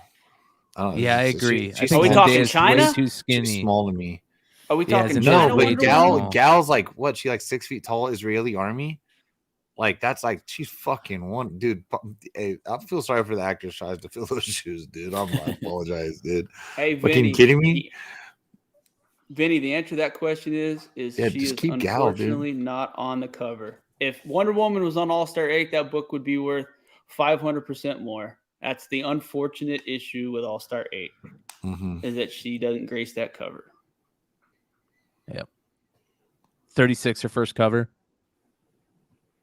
I believe no, that All-Star Comics, that's the first probably Justice Society as a team right there on the cover, and I sold my copy like a fucking first idiot. Batman and Superman on the cover. First what? It was the first Batman, Superman, and Wonder Woman all together on the same cover, I believe. Wow. God, it's a good book. Yeah. I don't know a lot about, other than a few of the people that were introduced in the Wonder Woman movies. I don't know a lot about the mythology. I don't know a lot about some of the sisters and things like that. So it'll be interesting. I mean, if it's Game of Thrones style, I mean, that's easy to say, but it is going to be on HBO, which does do Game of Thrones. So they may have a little bit of, I don't know, maybe not. I don't know if they'll work together. Maybe some girl on girl action. Maybe dude, some, it's Amazonian women in we see what they wear, Game of Thrones style on HBO Max. I'm pretty sure they can be creative about how they do this. Come on, give me some Emmanuel. You remember Emmanuel? That one's the fact. I remember Emmanuel. I know that show. Emmanuel. Hell yeah. Yeah, Skinamax, baby. I love that show. Dude, there's a lot of it. Well, Sorry. There were movies, but Emmanuel in Paris. Emmanuel. Yeah, you remember Emmanuel. So Booster Gold had to wait too long between scenes, but is huge. I think that this is like one of the biggest takeaways from the whole thing, because we're gonna get a comic book style Quantum Leap, and I'm all for that. You guys remember Quantum Leap back in the day? That was such a great freaking TV show. Yep, Scott Bakula. Yeah. It tried to come back with this Asian guy. Yeah. Yeah, it's pretty okay. I watched 1 or 2 episodes, but Scott Bakula was just, Quantum Leap is not the same. Yeah, it shouldn't have been touched. Oh boy. Remember he wake up as a woman and blow all our minds? Right, remember. How the times have changed. But no, this is great, man. No, this is like, I think it'd be a little bit of Peacemaker and the Boys kind of combo we got going here, man. I think this is what Gunn can do right. This is going to be Peacemaker part D. Yeah, I agree. Good stuff. Does that mean we're going to get Blue Beetle? Did you see that the Blue Beetle movie's coming with Jamie Reyes after The Flash? So, but that's a totally different Blue Beetle, right? I know. It's not the funny. Ted Kord. We need Ted Kord Blue Beetle for this. I'm with you, but the fact that they're still keeping that the young Jamie, and I don't know.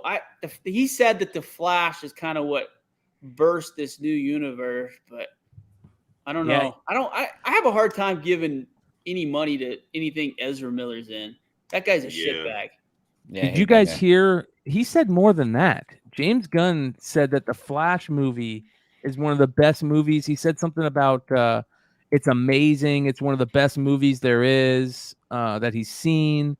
Here we go. Check this out. This is crazy right here. James Gunn thinks the Flash is fucking amazing. He also says it's one of the best superhero movies he's ever seen. Unbelievable. If he wasn't more than likely right, this fucking punk would have got shit canned and they would have started over a long time ago. There's no way they put up with this psychopath shit, dude. Fucking typical fucking rich kid, right? Here's what's very interesting. Look at this right here. James Gunn confirms Elseworlds strategy. Another thing that we were talking about a few weeks ago, that this is where James Gunn needs to go, is Elseworlds style. And dude, this is a very big deal. This is a big deal for DC. This is confirming what we all needed to hear, that James Gunn is doing it right. I mean, this could be big for spec. It could be big for comics. It could be big for. This is a real big deal, man. Let's hope that he pulls it off. That's the key. Is he going to be able to pull it off? What do you guys think? I think he can do it. I mean, the Batman Joker was okay. I mean, the Batman Elseworlds, or the last movie, was great. You don't have to keep that in with the DCU, and people still watch it. You know, I mean, I will. I don't care. Yeah.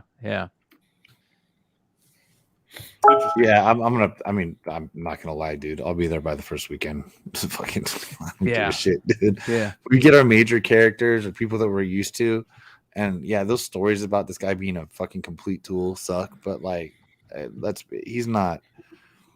I don't mind that. I don't mind that Flash series, man. I wouldn't mind that kid doing this, but that's not where they're at. Mm-hmm. How does that guy feel? Being like everybody's like Flash and having this good show, but a little bit censored, and this fucking alcoholic dork gets all the fucking glory. Yeah. Well, it's interesting, man. It's interesting. I don't know. I'm with you guys. I think that what's his name should have been let go a long time ago, but it is what it is. Yeah. So, that'd be a good freaking movie if he's hyping up like that. Yeah, he has good and bad taste at the same time. That's probably why we like Gunn. Right. So. Right. Yeah. All right. Real quick, you guys, I want to give a heads up to everybody out there that. Do us a favor and go check out Rumble. We're going to be going pretty heavy on Rumble in the future, and sign up on Rumble. Get a membership over there. I really want to key in on this, you guys, because I got some bad news. The Bogcast was hit with another strike on the channel for something stupid that we don't even know what it was, and we are unable to stream for 2 weeks. So. This is just another one of the many reasons. Yeah, they are. Yeah. This is just another one of the many reasons, you guys, that we've been talking about. What we've been talking about lately is that, we're going to try our best to keep the show the way it is and the way we love to do shows. So, check us out on all platforms. It's funny because at this moment right now, YouTube is watching in on the show, checking out what's going on with the memberships. And I'm talking about this, so you guys know that it means a lot to us. They're literally watching right now. I'm on live chat with them. They're watching the show, trying to figure out why the memberships aren't gifted. And I'm telling you guys, check out our other platforms, please. If there's ever a time to sign up for these other platforms, it's now. Competition is great in anything we do. We're so harmless, man. Yeah. Seriously, dude. Yeah. We are so harmless. Yeah. Everybody also, Trey left before I got a chance to say it, but Trey, send positive thoughts and blessings Trey's way. He's dealing with some stuff that he shouldn't have to deal with. That's a bummer, and he needs those positive thoughts and blessings, and we're going to continue to send those his way. And AOA, appreciate you. Those gifted memberships are being looked at right now by Google support. I literally am talking to them on live chat as we go. So what's that? Is that Ahsoka? Hi, how are you? Is that Ahsoka? Hey. Now I'm red. Now I'm red. Yeah. Hey, how are we you? love it, brother. We love it. So, all right, let's get into I can't even slam the door because you're moving out. So yeah. Yeah, let's get into our we got some NFT goodies to go through for you guys. We have some new NFT news for this week. Let's get into it, starting with Amazon. What Amazon's getting into the NFT product offering pool. Yeah, so real quick, we'll hit the NFT stuff because I really want to focus on everything that's happened in DC related. Man, can't wait to hit a 5 for 5 in the market report. But just to talk about it, Amazon is reported to soon be launching a digital assets enterprise with a focus on blockchain based gaming. So kind of like what you see with Dookie Dash for the people that have Bored Apes. Amazon is starting to jump off into the NFT metaverse space with things like this. So one example is said to be in the works is a game where Amazon customers can claim free NFTs. It's unclear who is leading the initiative or the specifics of the platform, but it is expected to be developed directly by Amazon as opposed to web hosting platform Amazon Web Services. The move into the NFT space makes sense for Amazon as a business model, as it allows the company to leverage its massive customer base and make products and experiences readily available in more immersive ways. So what we have right here is kind of like what I've been saying. Amazon and some of these bigger companies are starting to jump into the metaverse, and they're going to make it to where it's going to be so easy for you to get an NFT, and the NFT is going to come with certain utilities. Imagine getting an Amazon NFT, and that means that you can buy stuff earlier than everybody else for those that have the NFT. Cards, comics, games, things like that. If you have NFT, if you're a token holder, you can get into the marketplace earlier than everybody, buy the shit that you want to buy and move on. I think it's a great move, and we're getting down the road for that. Oreoverse. Yes.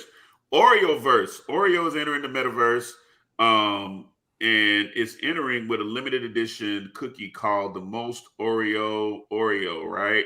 So the way that it is that it steps into the virtual world, and it comes with a release of a new edition cookie. And the reveal of the Oreoverse is an interactive digital realm where fans can take part in a variety of experiences and activities. To kick things off, Oreo invited famed cookbook publisher and media personality Martha Stewart. While an expert in her own field, Martha is new to the metaverse, making an exploration of the space an authentic first-time experience. Joining her in the live stream that will take place on Oreo's brand socials is Martha Stewart's longtime friend and head gardener, Ryan McAllister, is set to use Meta's Horizon World platform. So if you have an Oculus or if you have a Meta, is set to be held in those platforms, and users can explore the Oreoverse using Meta Quest 2, Meta Quest Pro headsets through supported mobile devices and desktops. There's a chance to win up to $50,000 in prizes. So the Oreoverse. Bomb. Ooh, that looks good, man. That's what I was about to say. Yeah. Disney celebrates 100 years with immersive experience in London. Look at that.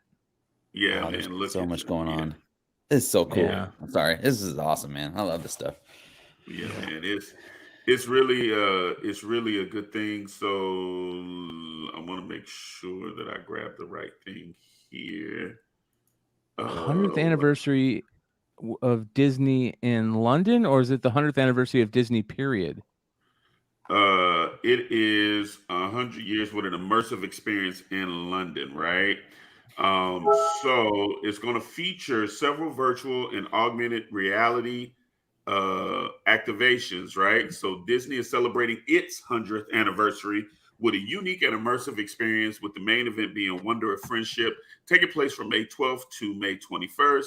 The experience will offer visitors a journey through 1,000 square meters of installation inspired by classic Disney stories like Alice in Wonderland, Lion King, Mickey and Friends, Lilo and Stitch, with modern AR and VR twists. The experience includes immersive spaces like the Garden of Mystery. So you'll be able to put on your AR, your VR, your headsets, your Metas, your Oculuses.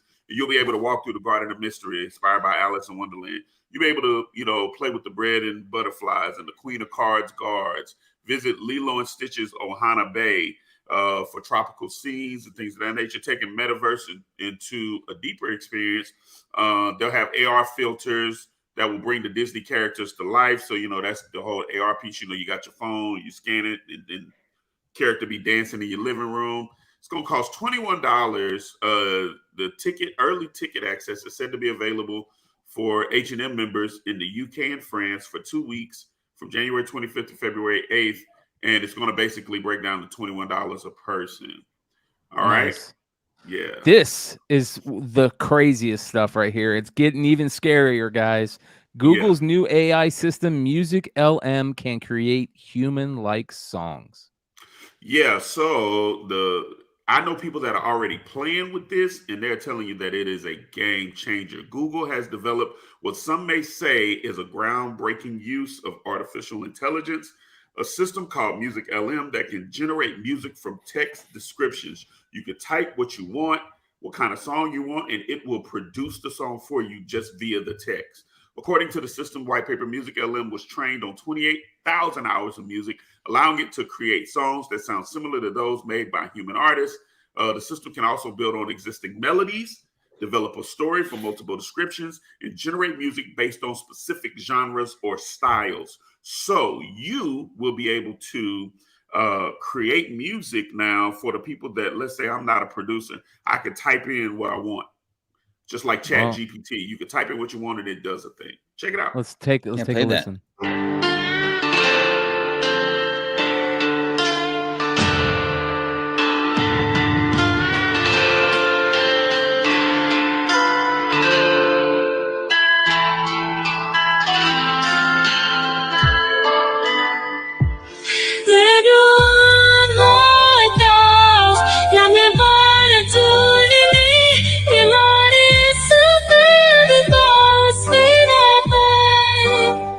You know what this is going to be key for? Helping people find melodies that sound good. Yeah. Check out the other one where it says painting and caption.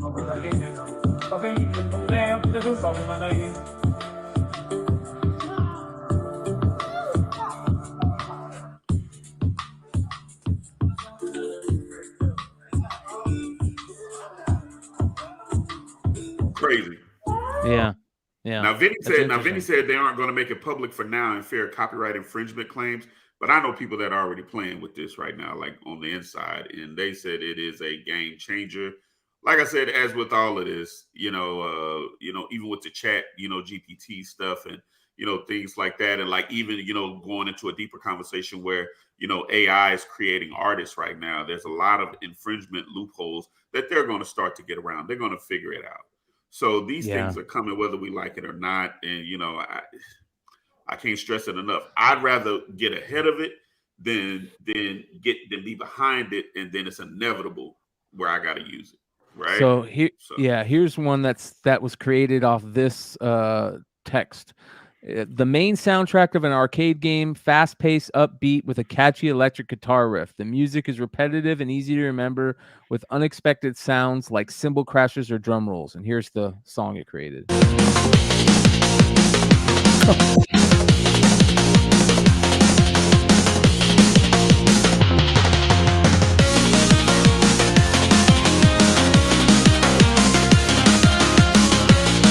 This one says, epic soundtrack using orchestral instruments. The piece builds tension, creates a sense of urgency, and a cappella chorus sings in unison and creates a sense of power and strength.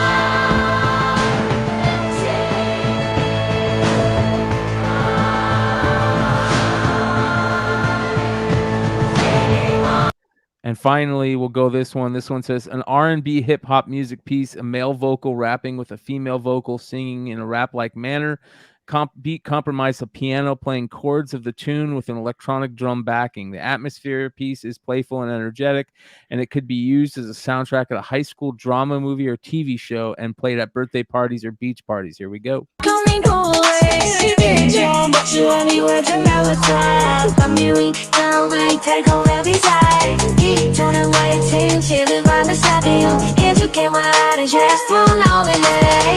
That's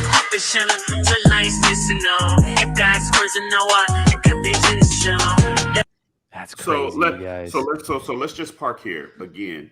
Here's the point. This was done by somebody typing text, and the AI generated the music, created the music around it. This ain't somebody that brought something to the table, like laid down a foundation and said, okay, computer, finish the rest of it. This was, I want an upbeat song, playful, energetic in its approach, with that plays like a arcade game. And so for anybody to say that it sounds horrible, again, it's new technology, right? So it's not that it's horrible. They just didn't fill out the right shit to make it all make sense to what you wanted it to sound like. I've always said that the best vocalists and musicians figure out how to make their voice be melodic like an instrument, right? Like you could have the best band playing the best music and a terrible vocalist will ruin it all, right? But you could have a terrible band with an amazing vocalist that can write amazing melodies and it'd be amazing. So the hardest thing to do, in my opinion, is have a vocalist write really good melodies, and AI can give them that, right? That's going to be huge. Absolutely nuts. Absolutely. That's awesome. I think that again, the future is coming. Everybody, wants to sit here and talk about it's not going to take over. It's not going to happen. This is already here. So you can continue to run or embrace. You make the decision on what you want to do. But I'm trying to play with it. I'm trying to get there. I want to do some AI stuff. I want to do AI art. I want to, play with the music stuff. I haven't had the opportunity to play with it. I know people that are playing with it, but I'm trying to get all over it. You ever think about in your industry that it might come to a point where anybody that is playing with the AI art is going to be ostracized, kind of like what's happening in the art world, like comic book art and stuff? I'm glad you said that. I remember a time, and God, I wish Vinny was. I wish Vinny was on, and I know he's looking, but I wish Vinny was on. There was a time when you weren't a real producer if you were producing on this program called Fruity Loops. Yep. Fruity Loops now. My brother started on Fruity Loops when Fruity Loops first came out. That's Fruity how I became Loops a musician. now is an industry standard. These kids, that's why these studios, people are creating hits out of their house because Fruity Loops is a thing. When Pro Tools came, it was, okay, we're getting rid of the reel-to-reels. We're getting rid of D88 tapes. We're getting rid of this for a computer system. I'm not in on that. It's natural progression. The people that are being ostracized are the people that are first to the line. That's it. The people that are always first to the line. And if you're first to the line, then you get a chance to master it before everybody else, and then you'll be the one that's winning. You know what I'm saying? At the end of the day. So yeah. A lot of the music that I use in the channel is my brother's Fruity Loops stuff. So, all right. Great stuff, Marcus. I know you got to bail out early, so thank you, brother. Appreciate you. And we'll see you next week, brother. Absolutely. Thank you so much. All right. Let's get into the 5 for 5, you guys. 5 investments for the next 5 years. Brought to you by Bird the Nerd. Let's do it. You ready? Yeah, let's go for it. All right. Starting off with 2022 Charizard Sword and Shield collection. Yeah, so this came out, I want to say last Christmas or December, November time. This was going for $130 a piece. I was looking at this just as kind of a Pokemon collector, and I actually like the box, not so much the cards inside. And it's dropped like down around $90. You can just kind of shop online, go to Walmart.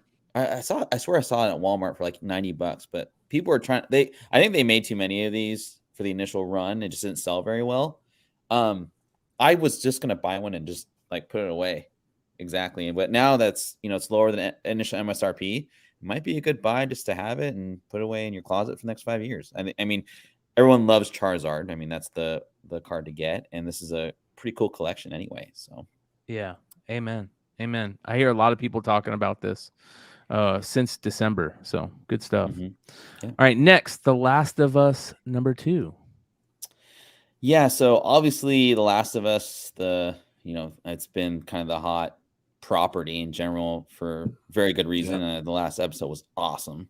Couldn't get enough of it. It was almost like, I think Comic Man Andy was talking about how it was like almost like the episode was like, it could have just been a movie that they could have just put out and everyone would have loved it, which I totally agree. Anyway, so kind of my thought process with this. So this came out during the pandemic. Am I correct? Like 2020, or there was like, it was delayed release because of the pandemic. That makes sense.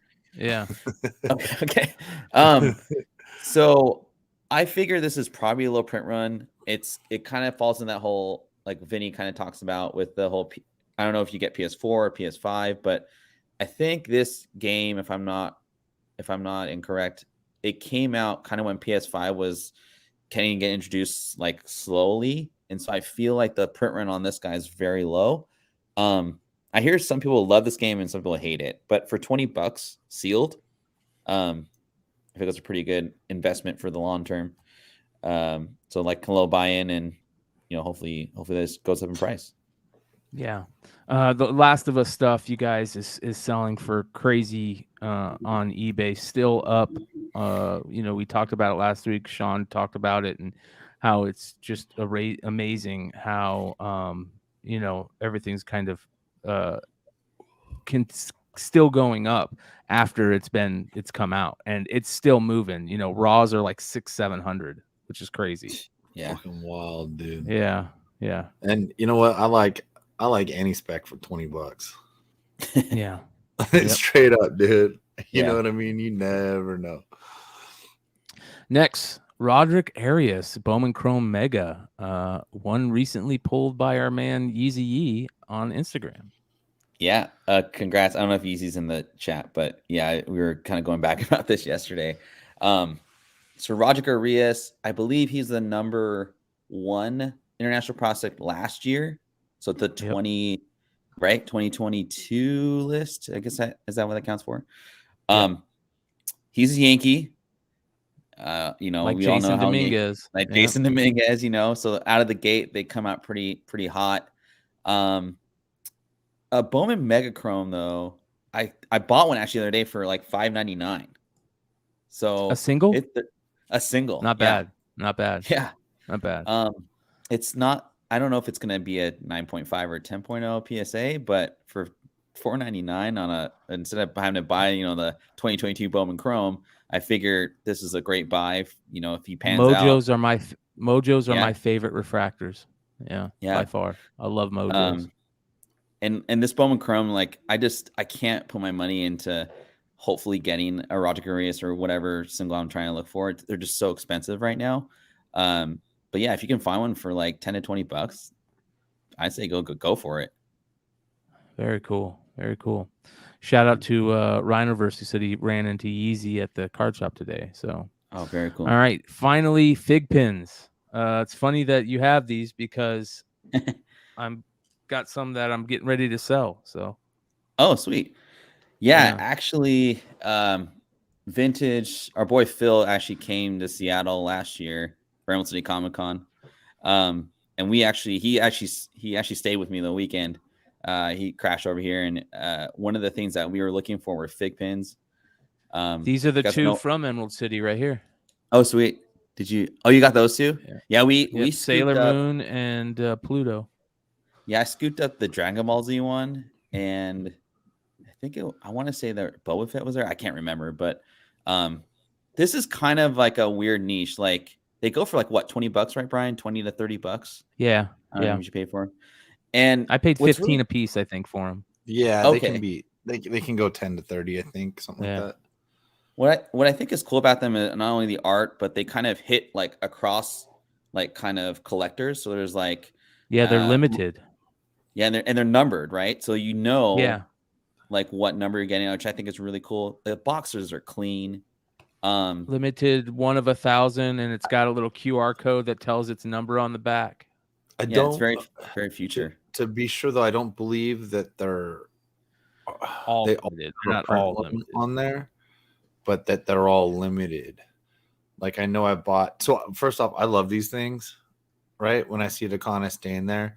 They're often sold out. This is like my favorite gift to give my my friends' kids or like people that I know really like a certain character, like my buddy's Ghost Rider guy. And I bought him a badass Johnny Blaze one, you know, and I know it means something to him. So it's like a really cool gift. It's small, so people can store it. You know, like you give your friends a comic book and they don't know where the fuck to put it. You know what I mean? It's like awkward and they can't have it bend, but it's not like us where we have literally comic boxes everywhere. And I'm completely fine with storing comic books. You know, that's why I don't like magazines as much because they're harder to store. Yeah, my law. But yeah, fig pins. I think fig pins are great. It's great collectible. They're great gifts. I like the company. The quality is great. You know, they're pretty cool at the booths, and even you can ask them if you're looking for something. You know what I mean? They're having a good time working there. Yeah, man. So I'm pro fig pin. Oh, Brian, I got one more slide after this one. And one more. Slam magazine, LeBron. Ooh, young LeBron. Yeah, this isn't LeBron's first Slam magazine. That one came out I think in 2005 or 6. That one goes for like $100 or more. But I was looking on the Slam magazine website. So, you know, we always talk about like second appearances, like kind of being like the next kind of thing. I thought this was just cool because it is obviously like a young LeBron. However, this came out in 2012. I mean, he's going to retire like in 2 or 3 years. I mean, you know, he's still got a lot. Keep ruining the Lakers. Appreciate it, bro. Yeah. I mean, he's probably going to go to the same team that Bronny's going to play for, right? If Bronny ever makes the NBA. Yeah. A team will draft Bronny just to get LeBron. Right. Exactly. He'll probably, who knows? But for $23 though, you can get this on the Slam website. I don't know if it's considered a newsstand if you buy it from Slam magazine. But no, I just thought this was kind of like if you can't get the first cover of LeBron James, this is the second cover he's on for Slam magazine, and it's still $20. Well, I got one question about this book though. Why'd they put Russell Wilson in that wrinkled ass fucking LeBron jersey? Doesn't look like Russell. Just Wilson. Curious, dude. I don't know. Dude, you're up there. I thought you maybe know. Dude, he's not a Seahawk anymore, man. He's a Denver Bronco. He's Mr. Unlimited over in Denver, man. Cooking burnt eggs. Greatest trade of all time. I'm before we get into the market report, I'm getting ready to. I'm putting together my first PSA submission in a long time, and I want to show you guys my PSA submissions. So here's cards that I am sending to PSA right quick. We're gonna do something with Stein, Richie, and maybe Easy and a few other of us. We're gonna do a PSA submission show. But here is what I've got going. I have some interesting stuff here. This is a Ja Morant Genesis, second year Ja Morant. It's a Genesis case hit, so that'll go. This is the famous Josh Jacobs 1 of 1. Whoa. Yep, black my boy. Prism 101. Yeah, my fantasy boy. He won my championship this year. Fuck, he won everybody's, dude. He got dropped the third week in one of my leagues. A Wander Franco first Bowman Mojo auto. Dope. That's a Julio Rodriguez first Bowman refractor auto. Why you gotta show me that, man? That's my boy. My Julio Rodriguez gold refractor rookie. Brian, can you use those to submit, or do you have to put them in a different? I have to put them in those card guards or savers. Yeah. Okay. A Tatis refractor rookie, Topps Chrome. My first of 3 Vladdy autos. This is the number to 99. His is his rookie year, but it's not his rookie card. But he got called up this year. This is the second of them. This is the Mojo from the same year auto, which I pulled all three of these live on the air. And then finally, of the Vladdy, the final card I pulled live on the air, the Mojo auto number 225. Oh, fuck. Awesome. A Kobe Bryant rookie 10th anniversary. They only put one of these 10th anniversary parallels in a box per box. So this is more rare than the Topps Chrome rookie. Oh. 2 Kobe Topps Finest rookies. I love that one. That's my favorite Kobe rookie. Yeah. A Darius Garland purple pulsar refractor numbered to 38. These were only in retail. And hold on here. Let's see here.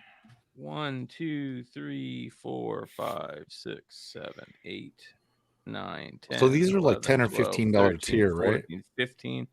15 Julio Rodriguez Mojo Bowman first Bowman Mojos. 15, man. God, it's awesome.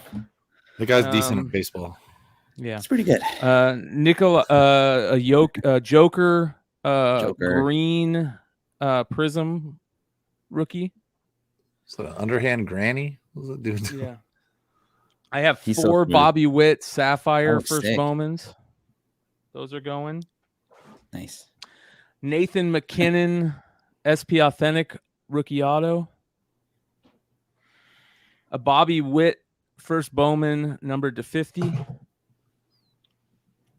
And finally, I picked these up today. That's why I'm showing you guys these.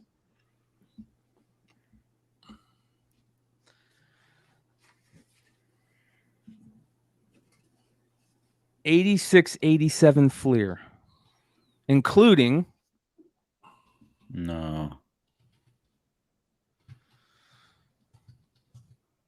3 Jordan rookies. Oh my God. Jesus Christ. 2 Jordan rookie stickers. I wish I still had mine. Oh well. 3 Isaiah Thomas rookies. 4 Clyde Drexler rookies. 2 Akeem Olajuwon rookies. 2 Patrick Ewing rookies. 2 Charles Barkley. I love that. I love that. I love that card. I love that card. And we've got multiple James Worthy rookies, Spud Underrated. Webb rookies. There's another Ewing rookie. 4 Joe Dumars rookies.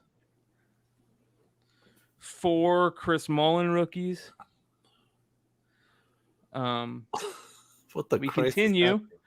These are all rookie stickers of everybody but Jordan, Akeem, Dominique, Isaiah, and they're all in just beautiful condition. And then that is going to be my first PSA submission, and I have a feeling it's going to destroy me in the pocketbook. So a lot of those will be available for sale. So be on the lookout. Congrats, man. Yeah. That's awesome, I've dude. got- Happy for you. Just because people are probably care right now. There are 3 submissions to CGC. One of them was for a customer. 2 were mine. Actually, it's 1 sub, but they got split because I did custom labels. So just because people care about turnaround. So we got 120 on a fast track. Received 120. They shipped today. Ooh. On a fast track. And then I've got 2 moderns. I'm not counting my chickens here, by the way. Received on Monday. One is grading encapsulation imaging. The other one is in grading quality control as of Wednesday. They received it. So somehow now I'm not gonna, as I said, I'm not counting my chickens. I'm gonna knock on wood here, but these things are coming back fast, and it could be good and it could be bad. The other person's submission was only 4 books, and I think the grades were accurate. But that's about where we're at. So anyway, CGC's fast right now. They say they do pressing fast, but you should still figure out people that can press faster for you, or that actually take care of your book and don't treat you like a factory. So hit me up if you get bored. But not bad. Yeah. Not So bad. anyway, just because we're talking about submissions, I thought I'd update some people with some submission times for CGC. Shout out to Funhouse Comics. Appreciate you, brother. Yeah, man, I've been waiting to pick up these 86, 87 Fleer cards for a long time now. I paid $1,500 for everything but the 3 Jordan rookies. So total for all the 87 Fleers, I think I paid like $5,000 for everything, including the 3 Jordan rookies, the 2 Jordan rookie stickers. Unfortunately, cards have taken a real dive, just like comics have. But I really think 86, 87 Fleer is like one of the most iconic sets in sports cards. So I think that that's a good thing to grade. A lot of the non-rookies, shout out to my boy Nate, aka Trial by Gods on IG. I'm going to do my best to get him what he needs to complete his PSA graded set. So a lot of the comments are going to go to him. But yeah, man, it was nice to finally pick those up for what I picked them up for. And, the sad thing is I was supposed to pick them up, 5 months ago, and I was going to pay $3,000 back then. The prices have dropped so much that, there's no way I was going to pay that much. So, but that being said, yeah, it's going to be fun. It's going to be a lot of fun. So I'm looking forward to getting those sent out and be on the lookout for the PSA submission show soon. We're going to have a ton of people that are going to want to be in them. But, to look at these and the grades that they're in, I mean, it's not very often that you see 86, 87 Fleer that, They look like cleaner than shit, dude. Yeah, they look like they just came out of the pack. You know what I mean? Mhm. So, and the stickers, I mean, look how nice these Stickers look. are so hard to get high grade. Those are awesome, man. Look how nice that is. I mean, yeah, that's great. it doesn't get much better than, it's centered. There's a little bit of wax on the back, so I got to look into those. For those of you guys that don't know, the stickers were always, the back card of the pack. So, but yeah, it's gonna be interesting, and I'm gonna be doing my best to, just like all of us should, to get in a role on grading where you always have a grading submission going out, one coming in with both comics and cards. We're all of us that are make any type of money flipping books or cards are stupid not to be doing that right now, especially with the fast turnaround time. So, I need to. Crazy. Yeah, we talked about this the other day. I really, I really got to get those hoops, and I got other random shit too. But because I bought not a lot, but I bought singles and stuff. Yeah, so we got to go through those. Maybe that's the show to do it. You come on that show with us and we go through it. So which show are you doing? We're gonna do a PSA submission show where we kind of go through our submission cards, and then when they come back, we do a part 2. So, but all right, you guys, we're gonna get through the market report and call it a show. It's been a crazy week. Again, positive thoughts out to Trey for everything. And then, my dad had spinal surgery yesterday, and 70 years old. I was telling Ferd before this, 70 years old, had C5 and C6 fused because one of his discs was bulging inward, which is very dangerous. It could cause, death or, to lose your legs, the ability to use your legs and stuff. So yeah, man, 4-hour surgery. I was so worried. So I need to call it a night and get some sleep. So let's get into the market report, ladies and gentlemen, for February 1st, 2023. And away we go. Starting off with our boy Ferd, and the spotlight on some nasty Nas stuff. Yeah, he's my favorite rapper of all time, or artist, I guess you should say. So yeah, I found a couple items that I'd like to have one day. You can see on the far left the Nas the Lost tapes. I thought that was kind of cool. The Supreme collaboration T-shirt. I really need that, one of those in black, I think. And then there's a lot of 8 rare kind of the cassettes back in the early 90s that didn't really have huge print run. But kind of cool set there. $510. Holy cow. Vinny's going to be stoked when he sees that. Vinny's all in on those. We got a really cool Nas item coming up later in the market report, so you're going to like that. All right, next. Yeah. Some Street Fighter Sega Dreamcast stuff. Yeah, so Dreamcast, the greatest system of all time that had too short of a lifetime. That was my college freaking Virtua Tennis was awesome. The 2Ks were great with that trigger, dude. Throwing bombs, dude. Yeah, NFL 2K, man. Hell yeah. So yeah, I found these are kind of like my kind of one-off kind of things there. But so you got Street Fighter Alpha 3, came out in 2000, $75. I think that's loose. And then I don't know if you guys ever heard the Sega Dreamcast fishing rod. Did you guys ever see that? There's a fishing game with it. It's pretty awesome, man. I live on a lake. I don't fish.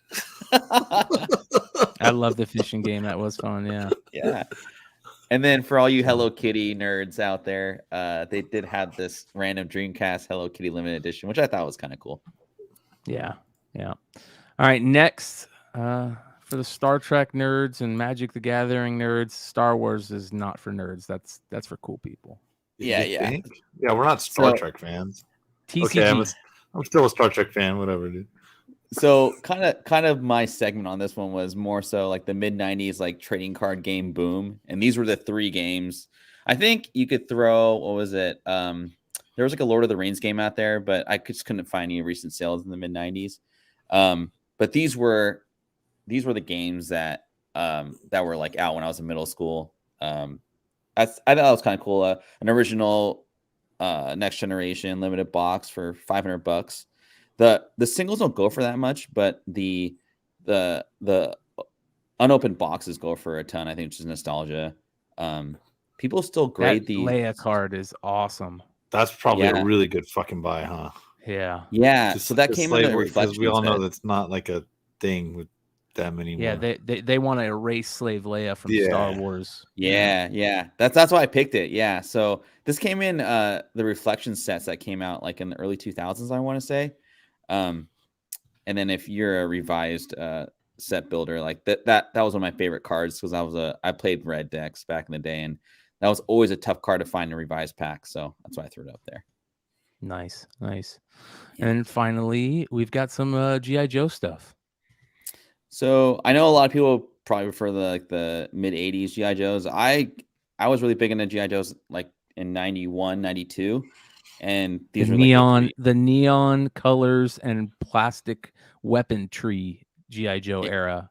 Yeah. And the random like teams like the Eco Warriors, and there was like Battle Corps and so anyway. I loved the Battlecopter. The Cobra Battlecopter has one of the best figures of all time. And it's one I have a ton of them. I get them every time I get a chance. Yeah, awesome. The Interrogator figure. Yeah, good stuff. So, and then Heavy Duty, that's one of your grails, right? Yeah, I got one. I actually got one for $100 mint on card, and it's in a case. And it's not graded, but it's just in a case. So, yeah. Not bad. Very, very cool. So, I love it.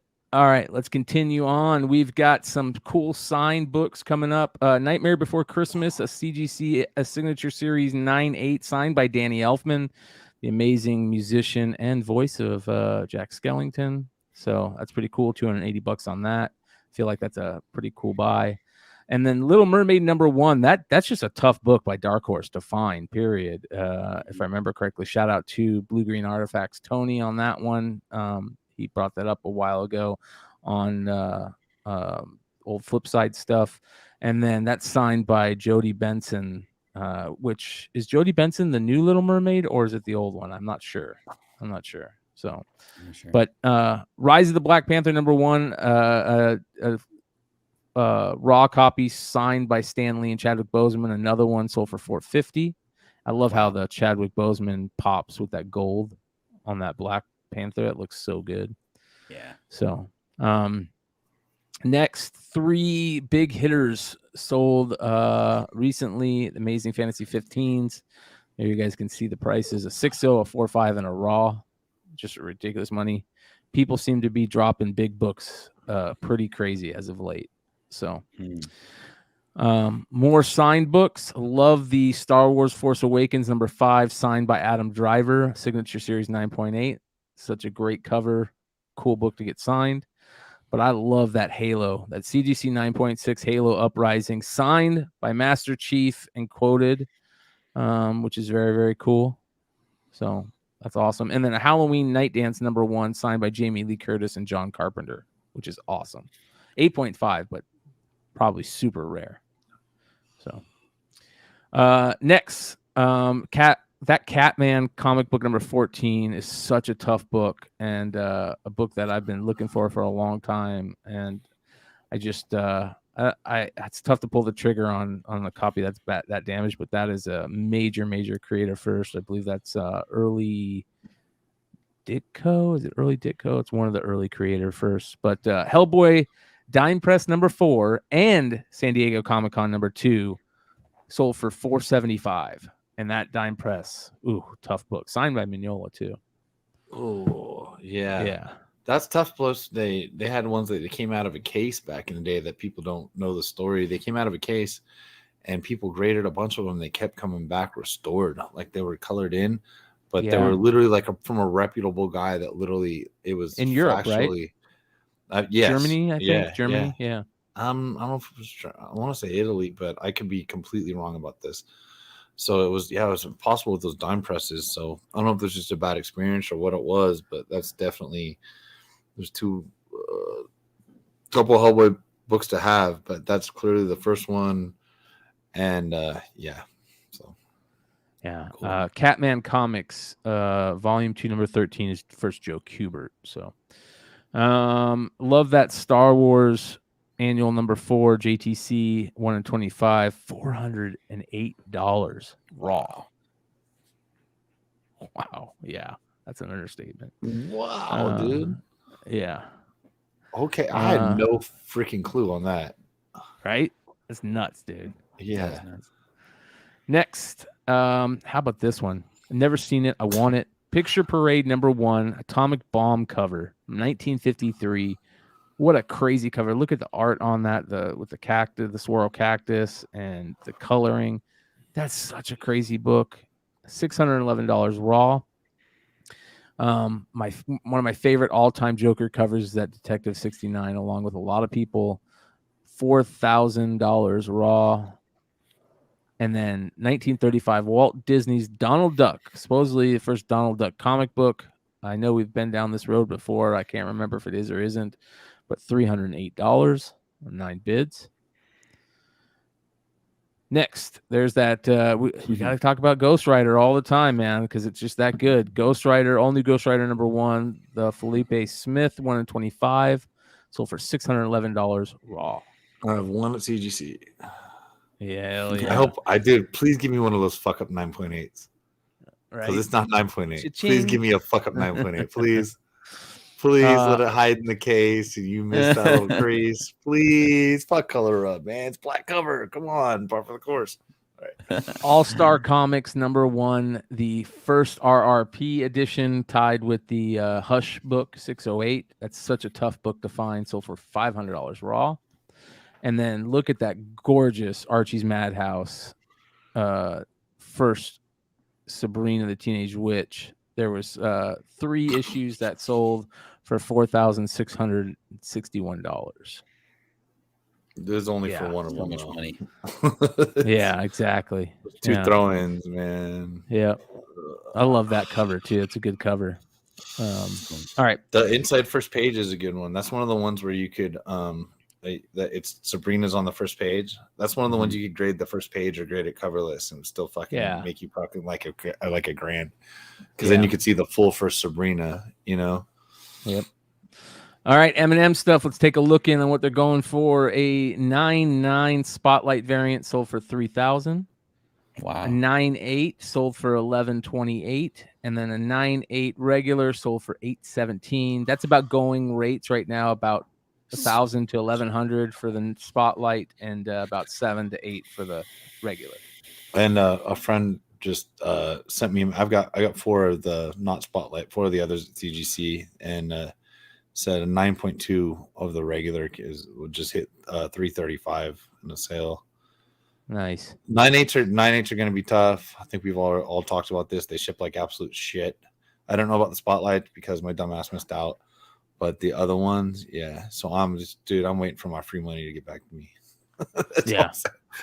Yeah. All right. Next at number 8. Next, we have one of my all-time favorite, I believe that's Schomburg, right? That Captain America 19. I'm pretty sure that has to be right. Yeah. And I'm not a big fan of Schomburg, but that's probably one of my favorite ones, that issue 19. Such a tough book, a 7.0 sold for $3,000.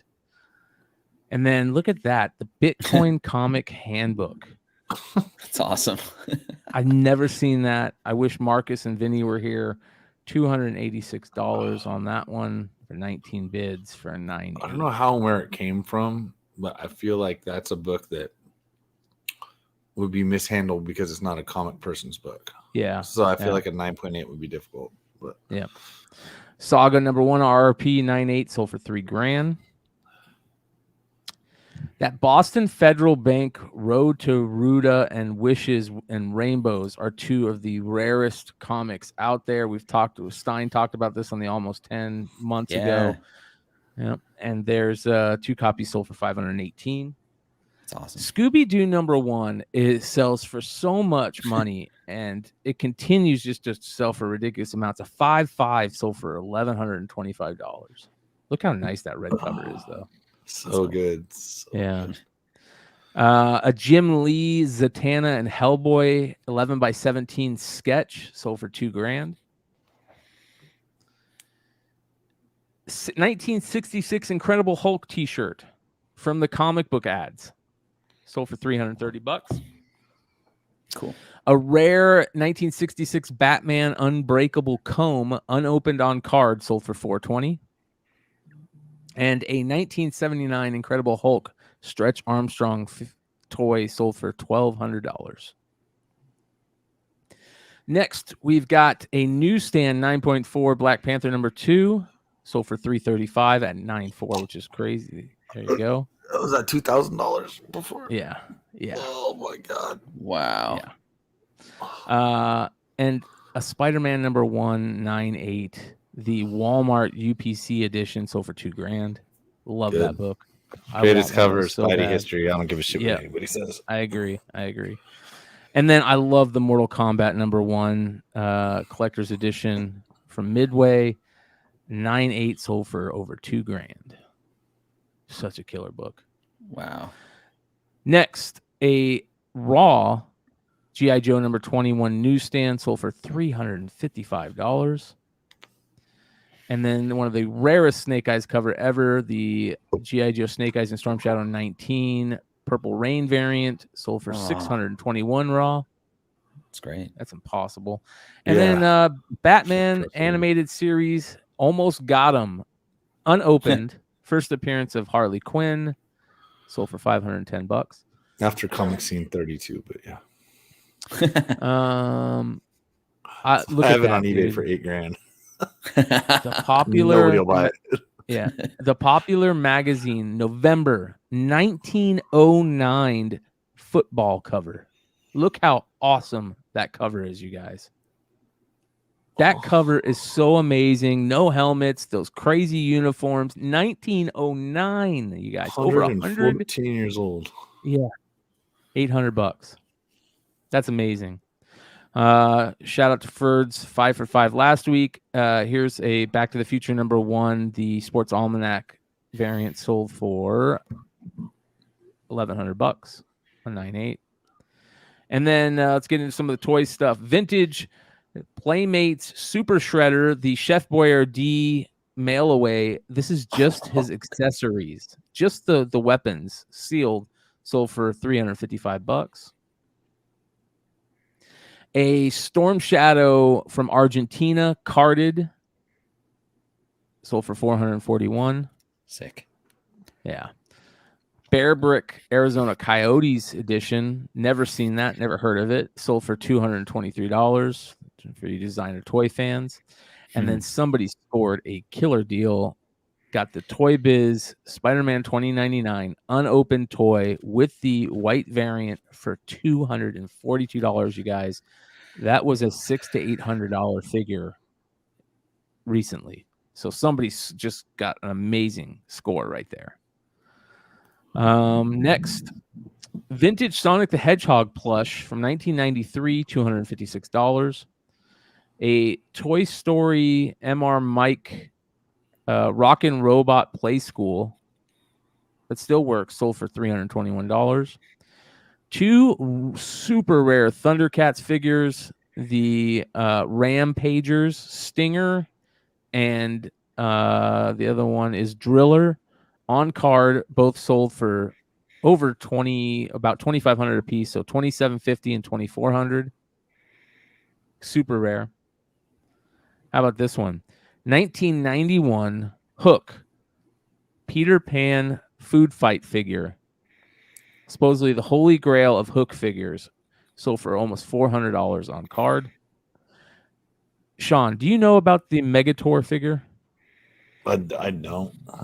I don't know about it either. It's a Masters of the Universe figure called Megator. Sold for over $2,000 on 12 bids loose. I mean, in all honesty, like how that's so disproportionate. That's so weird looking. Jockstrap, dude. Yeah. Was that a nut hanging out? What's going on over here?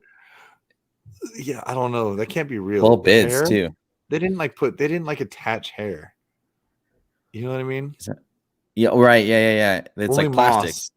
Yeah, I don't, dude. Yeah, it's crazy, man. I got no idea. And then the laser He-Man figure loose sold for $600 on 35 bids. Then we've got the 1994 Nasty Nas flyer from a hip hop show in the Bronx. That's sick. $668. Yeah. I like that. Coachella, the Coachella poster from 1999. For those of you guys that don't know, Coachella is just got announced, right? This year's Coachella just got announced. And 1999 was the inaugural Coachella. And I am a Coachella person. I went to all the Coachellas up until the last one I went to. I went from every single one up till the Radiohead Cure one. I have all these posters framed. And I feel like $175 for that first poster is super rare. They only sold them at the events. They were tough to come by. They were just rolled up and you bought them. And I kept mine all in really nice condition and got them framed. But really, really cool piece of memorabilia for all you Coachella fans. I loved Coachella because it was hit or miss every year, whether it was going to be hotter than shit or just beautiful. The last year I went was the hottest ever. It got to like 120 degrees out. My best friend who I went with got heat stroke and fainted. At the same time he fainted of heat stroke, the lead singer of Thursday fainted from heat stroke on stage. I shit you not. Same exact second. Bro, I live in that desert and you live in that desert and you didn't have the sense not to go to this. Bro, we might live 350 miles away from each other, but we're in the same fucking desert. Yeah, the same. I know. That was a different period of time in my life, man. I was so Coachella was nothing but music and drugs for me, And the last Coachella I went to was the best Coachella. The Pixies reunited for the first time at that show. Oh, cool. The Radiohead headlined the first night, and The Cure headlined the second night. Cure is my favorite band of all time. Also, I saw Beck. Beck wasn't supposed to play. He played a acoustic show in the EDM tent, and I just happened to be in that tent cooling off, and he came out and sat on a stool and played Stellar Star played Thursday played. It was an amazing show. Flaming Lips, first time they ever did the thing where the lead singer gets in that big huge beach ball and walks on the crowd. So it was a great final show for me. I think that was the last year Coachella was good. It's become just stupid at this point, in my opinion. Yeah, they got the country one too now, the Stagecoach. Yeah. I ended up at a rave in the desert like 3 weeks ago. Oh wow. Not bad. I didn't know they still do those things. Little 4x, there's tents out there. It was fucking, yeah, man, it was fun. Nirvana Nevermind record store promo poster hanger. Look how cool that is, dude. With the baby and the money on the hook. Little dick. That is, oh, dude, I want that. I want that so bad, dude. That is so cool. $150 somebody sniped that for. That's pretty cool. Yeah. So pretty damn cool. All right, let's continue here. We've got a couple more. Let me grab these. We have got. All right. I don't know what's up with this. Look at this. Spider-Man #1 Silver Edition, signed by Stan Lee and McFarlane. Who did that head sketch? Is that McFarlane that did that? Because McFarlane never does sketches ever. He does cons here in Arizona more than any other place, and my buddy has asked him for a head sketch 3 times every con, and he won't do it. Never will do it. So pretty rare to get a head sketch by McFarlane. A favor, or like I've seen like his son's eBay when his son's sports eBay figures. Yeah, or no, his son's eBay, he'll have like a fucking a decently intricate, not even that, but like on a comic backboard. I think his kid just wants something. He's just like, his kid needs some money. He takes like 45 minutes and draws him something cool and gives it to him, and he gets 10 grand on eBay, and he's like, fuck off. Yep. You can also find a lot of rare over the sports figures. You think, buddy? You think how much money, dude? If I was that guy, I would not have signed 40,000 signatures for CGC. I agree. He's totally made his signature fall in value, just like Stan Lee. Yeah. All right, check this out. Omega Men #3, page 5. Now, I don't know if Lobo's on the page. Let's take a look. He's not. I don't see him yet. No, it would have been cool if he was, but that is a page from the first appearance of Lobo. Yeah, pretty cool. $511. This, I don't know what's going on here. It says Rare Air, Man of Steel miniseries #1 sold for $800. Rare Air. Is it miscut? I think it's just miscut. Man of Steel variant cover, Rare Air. It doesn't say why. It just looks like it's miscut. So probably money laundering or something here. Who knows? Yeah, guys got like zero feedback. That doesn't make sense, dude. Yeah. Batman #1. Those are actually 2018. Pure silver foil CGC 9.9. 35 grams of it's cover silver. only, if that matters. Yeah. But yeah. I've never seen this. You didn't know those were out? How the fuck didn't it get a 10? That's all. I know, right? Yeah. Well, I saw something special for this, right? Yeah, it was a thing. I don't remember exactly how to describe the thing, but I remember when these came out, there was only one way you could buy them. They're only CGC. They're not anything else. If that's only 330, you got to imagine, because most are 10s. This would be my best guess. Maybe I'm wrong, but I don't think I am. This is a Suckadelic Suck Realm 6000 Suck Lord 66 action figure, custom street art, a Boba Fett. There it is. It's all bent, all creased up and bent. It's sold for almost $1,000, you guys. Good for him. From Goodwill. 29 bids. Oh, good for Goodwill. Super crazy, dude. Like, what the hell? Like, suck lord. Yeah. I mean, yeah. I don't know what this is. Never seen it before. Vintage Star Wars Kenner style custom R3M3 figure. The crazy thing on all the shit that we do in the market reports and stuff that I don't always pay attention to in regular life, like, dude, this is the 35 bid auction. Yeah. Mm-hmm. You know what I mean? There's like, dude, yeah.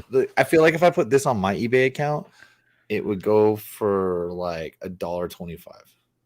This is crazy. If I put it for a 1 week auction. I have no idea, dude. Like, there's people with save searches on for this shit. Yeah, dude. Yeah. So crazy.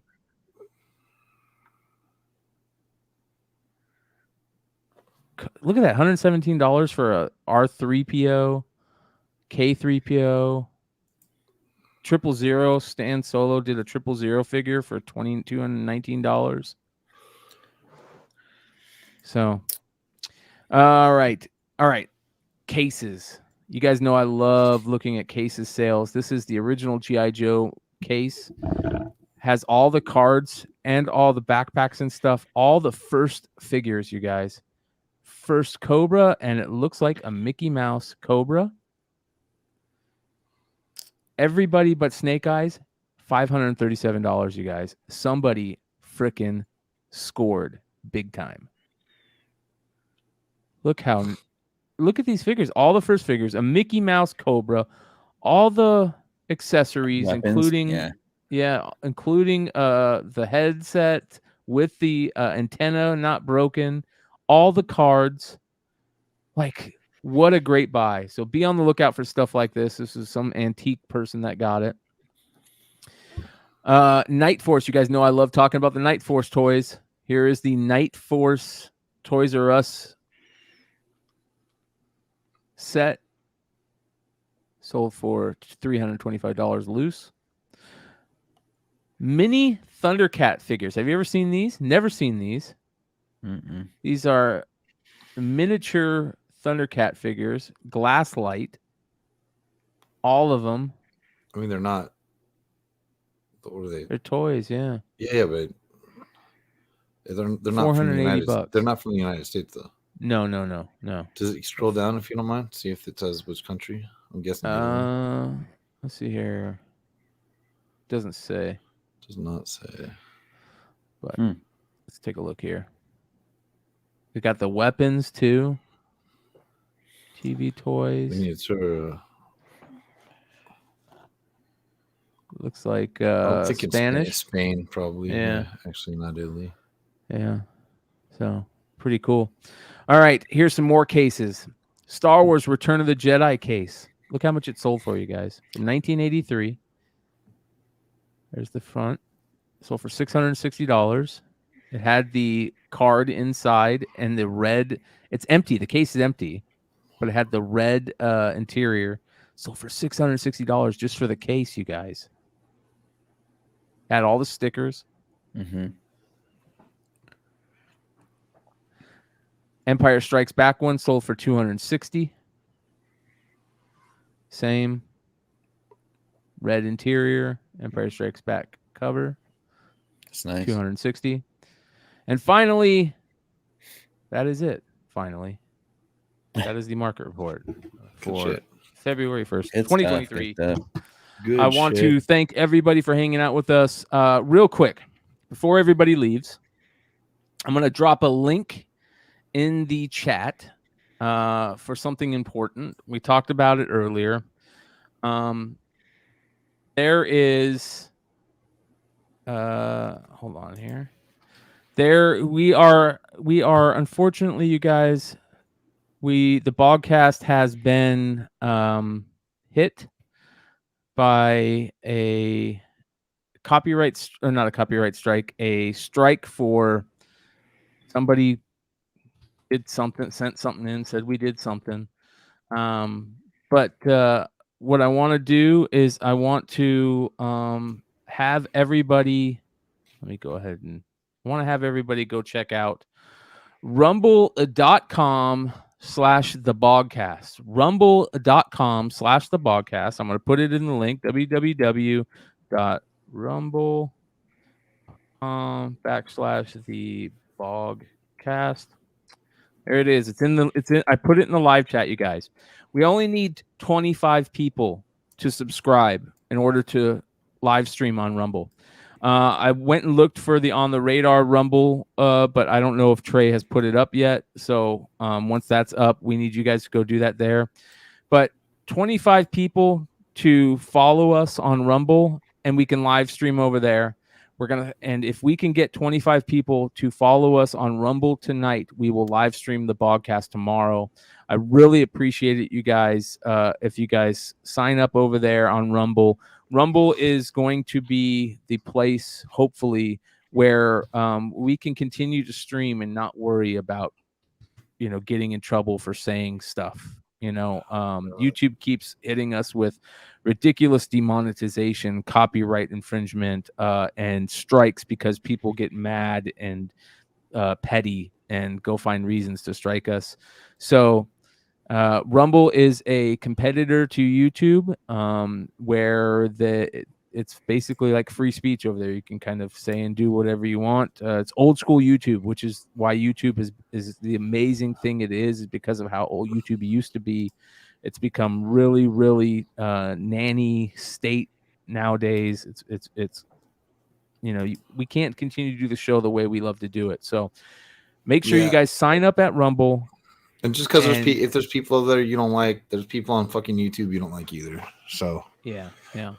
And also, it ain't us. We're just trying to get you shit the way we can get you shit. That's it. That there's a platform and the people are hating on us and doing bad shit. That's the reason. That's the reason we're looking for alternative platforms. That's the only reason. There's no other reason. Yeah. So this is the Bogcast over on Rumble, you guys. We've been uploading there for a while, but we can't stream live there until we get 25 followers. We have 4 followers. So please go sign up on Rumble. It's just like YouTube, and just a lot more freedom over there to have the show that you want to do and not have to worry about getting censored. So rumble.com/the Bogcast. There'll be an OTR over there also that will be dual streaming too. So go sign up now, please, and help us get to 25 followers so we can continue to do our live stream. Me and Keith, my best friend, have been doing the Bogcast for 4 years now, I think. And every Thursday we go live and just have fun and talk about UFOs and cannabis and being a better person and laughing at people on TikTok. So I'd appreciate it if you guys come hang out with us. You'll love it if you haven't been there before. And thank you to AOA who gifted 11 subs tonight. And I am working with Google right now to make sure those subs get gifted out to you guys. If you guys don't know about this, you guys can get gifted those free subs, memberships that AOA gifted. All you have to do is go into your YouTube monetization where you see that little money symbol. Click on that. It should have a little thing that pops up that says allow gifted memberships. And then you will get those free gifted memberships. So big thanks to AOA, who's been gifting memberships ever since we started the membership drive. Appreciate you, AOA. That's why we're going to be going to the 99-cent a month live membership tier because of all the problems we've been having. So eventually, probably in the next couple of weeks, we'll make that changeover. And don't worry, you guys, for all you guys that don't want to get in the 99-cent a month membership tier, I'll still be putting out the show. It'll be censored though. So all the cuss words and all the funny, dark humor that we have won't be in there. Which dark. Yeah. I'm old. That's what you get. Yep. I'll just tell you. Amen. That being said, appreciate you guys. Much love. Make sure to give all these guys a follow. Make sure you're following Ferd on IG and watching his new show. Ferd, you guys go live every 10:30 a.m. Pacific every Sunday.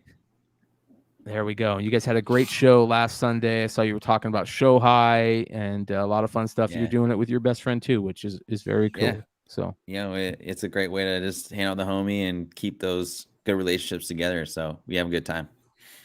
And you guys know Big Leg. If you guys have any pressing that you want to acquire about, I know he's very busy, and I don't know what his pressing schedule is like. Finally, actually taking new customers. So there we go. Make sure you guys hit a Big Leg on IG. You get a better deal. Yep. So, and jump in the Discord, you guys. We have Discords for On the Radar and Beyond Wednesday. The invite is in the description below. Go get invited, because that's how we are going to be taking live calls for now on. You'll be able to call into the show live using Discord. It's amazing. It's very easy, and it is a community building app that we are going to do our best to build our community on. So that being said, we'll see you later. Adios, guys. Peace. Later. Peace.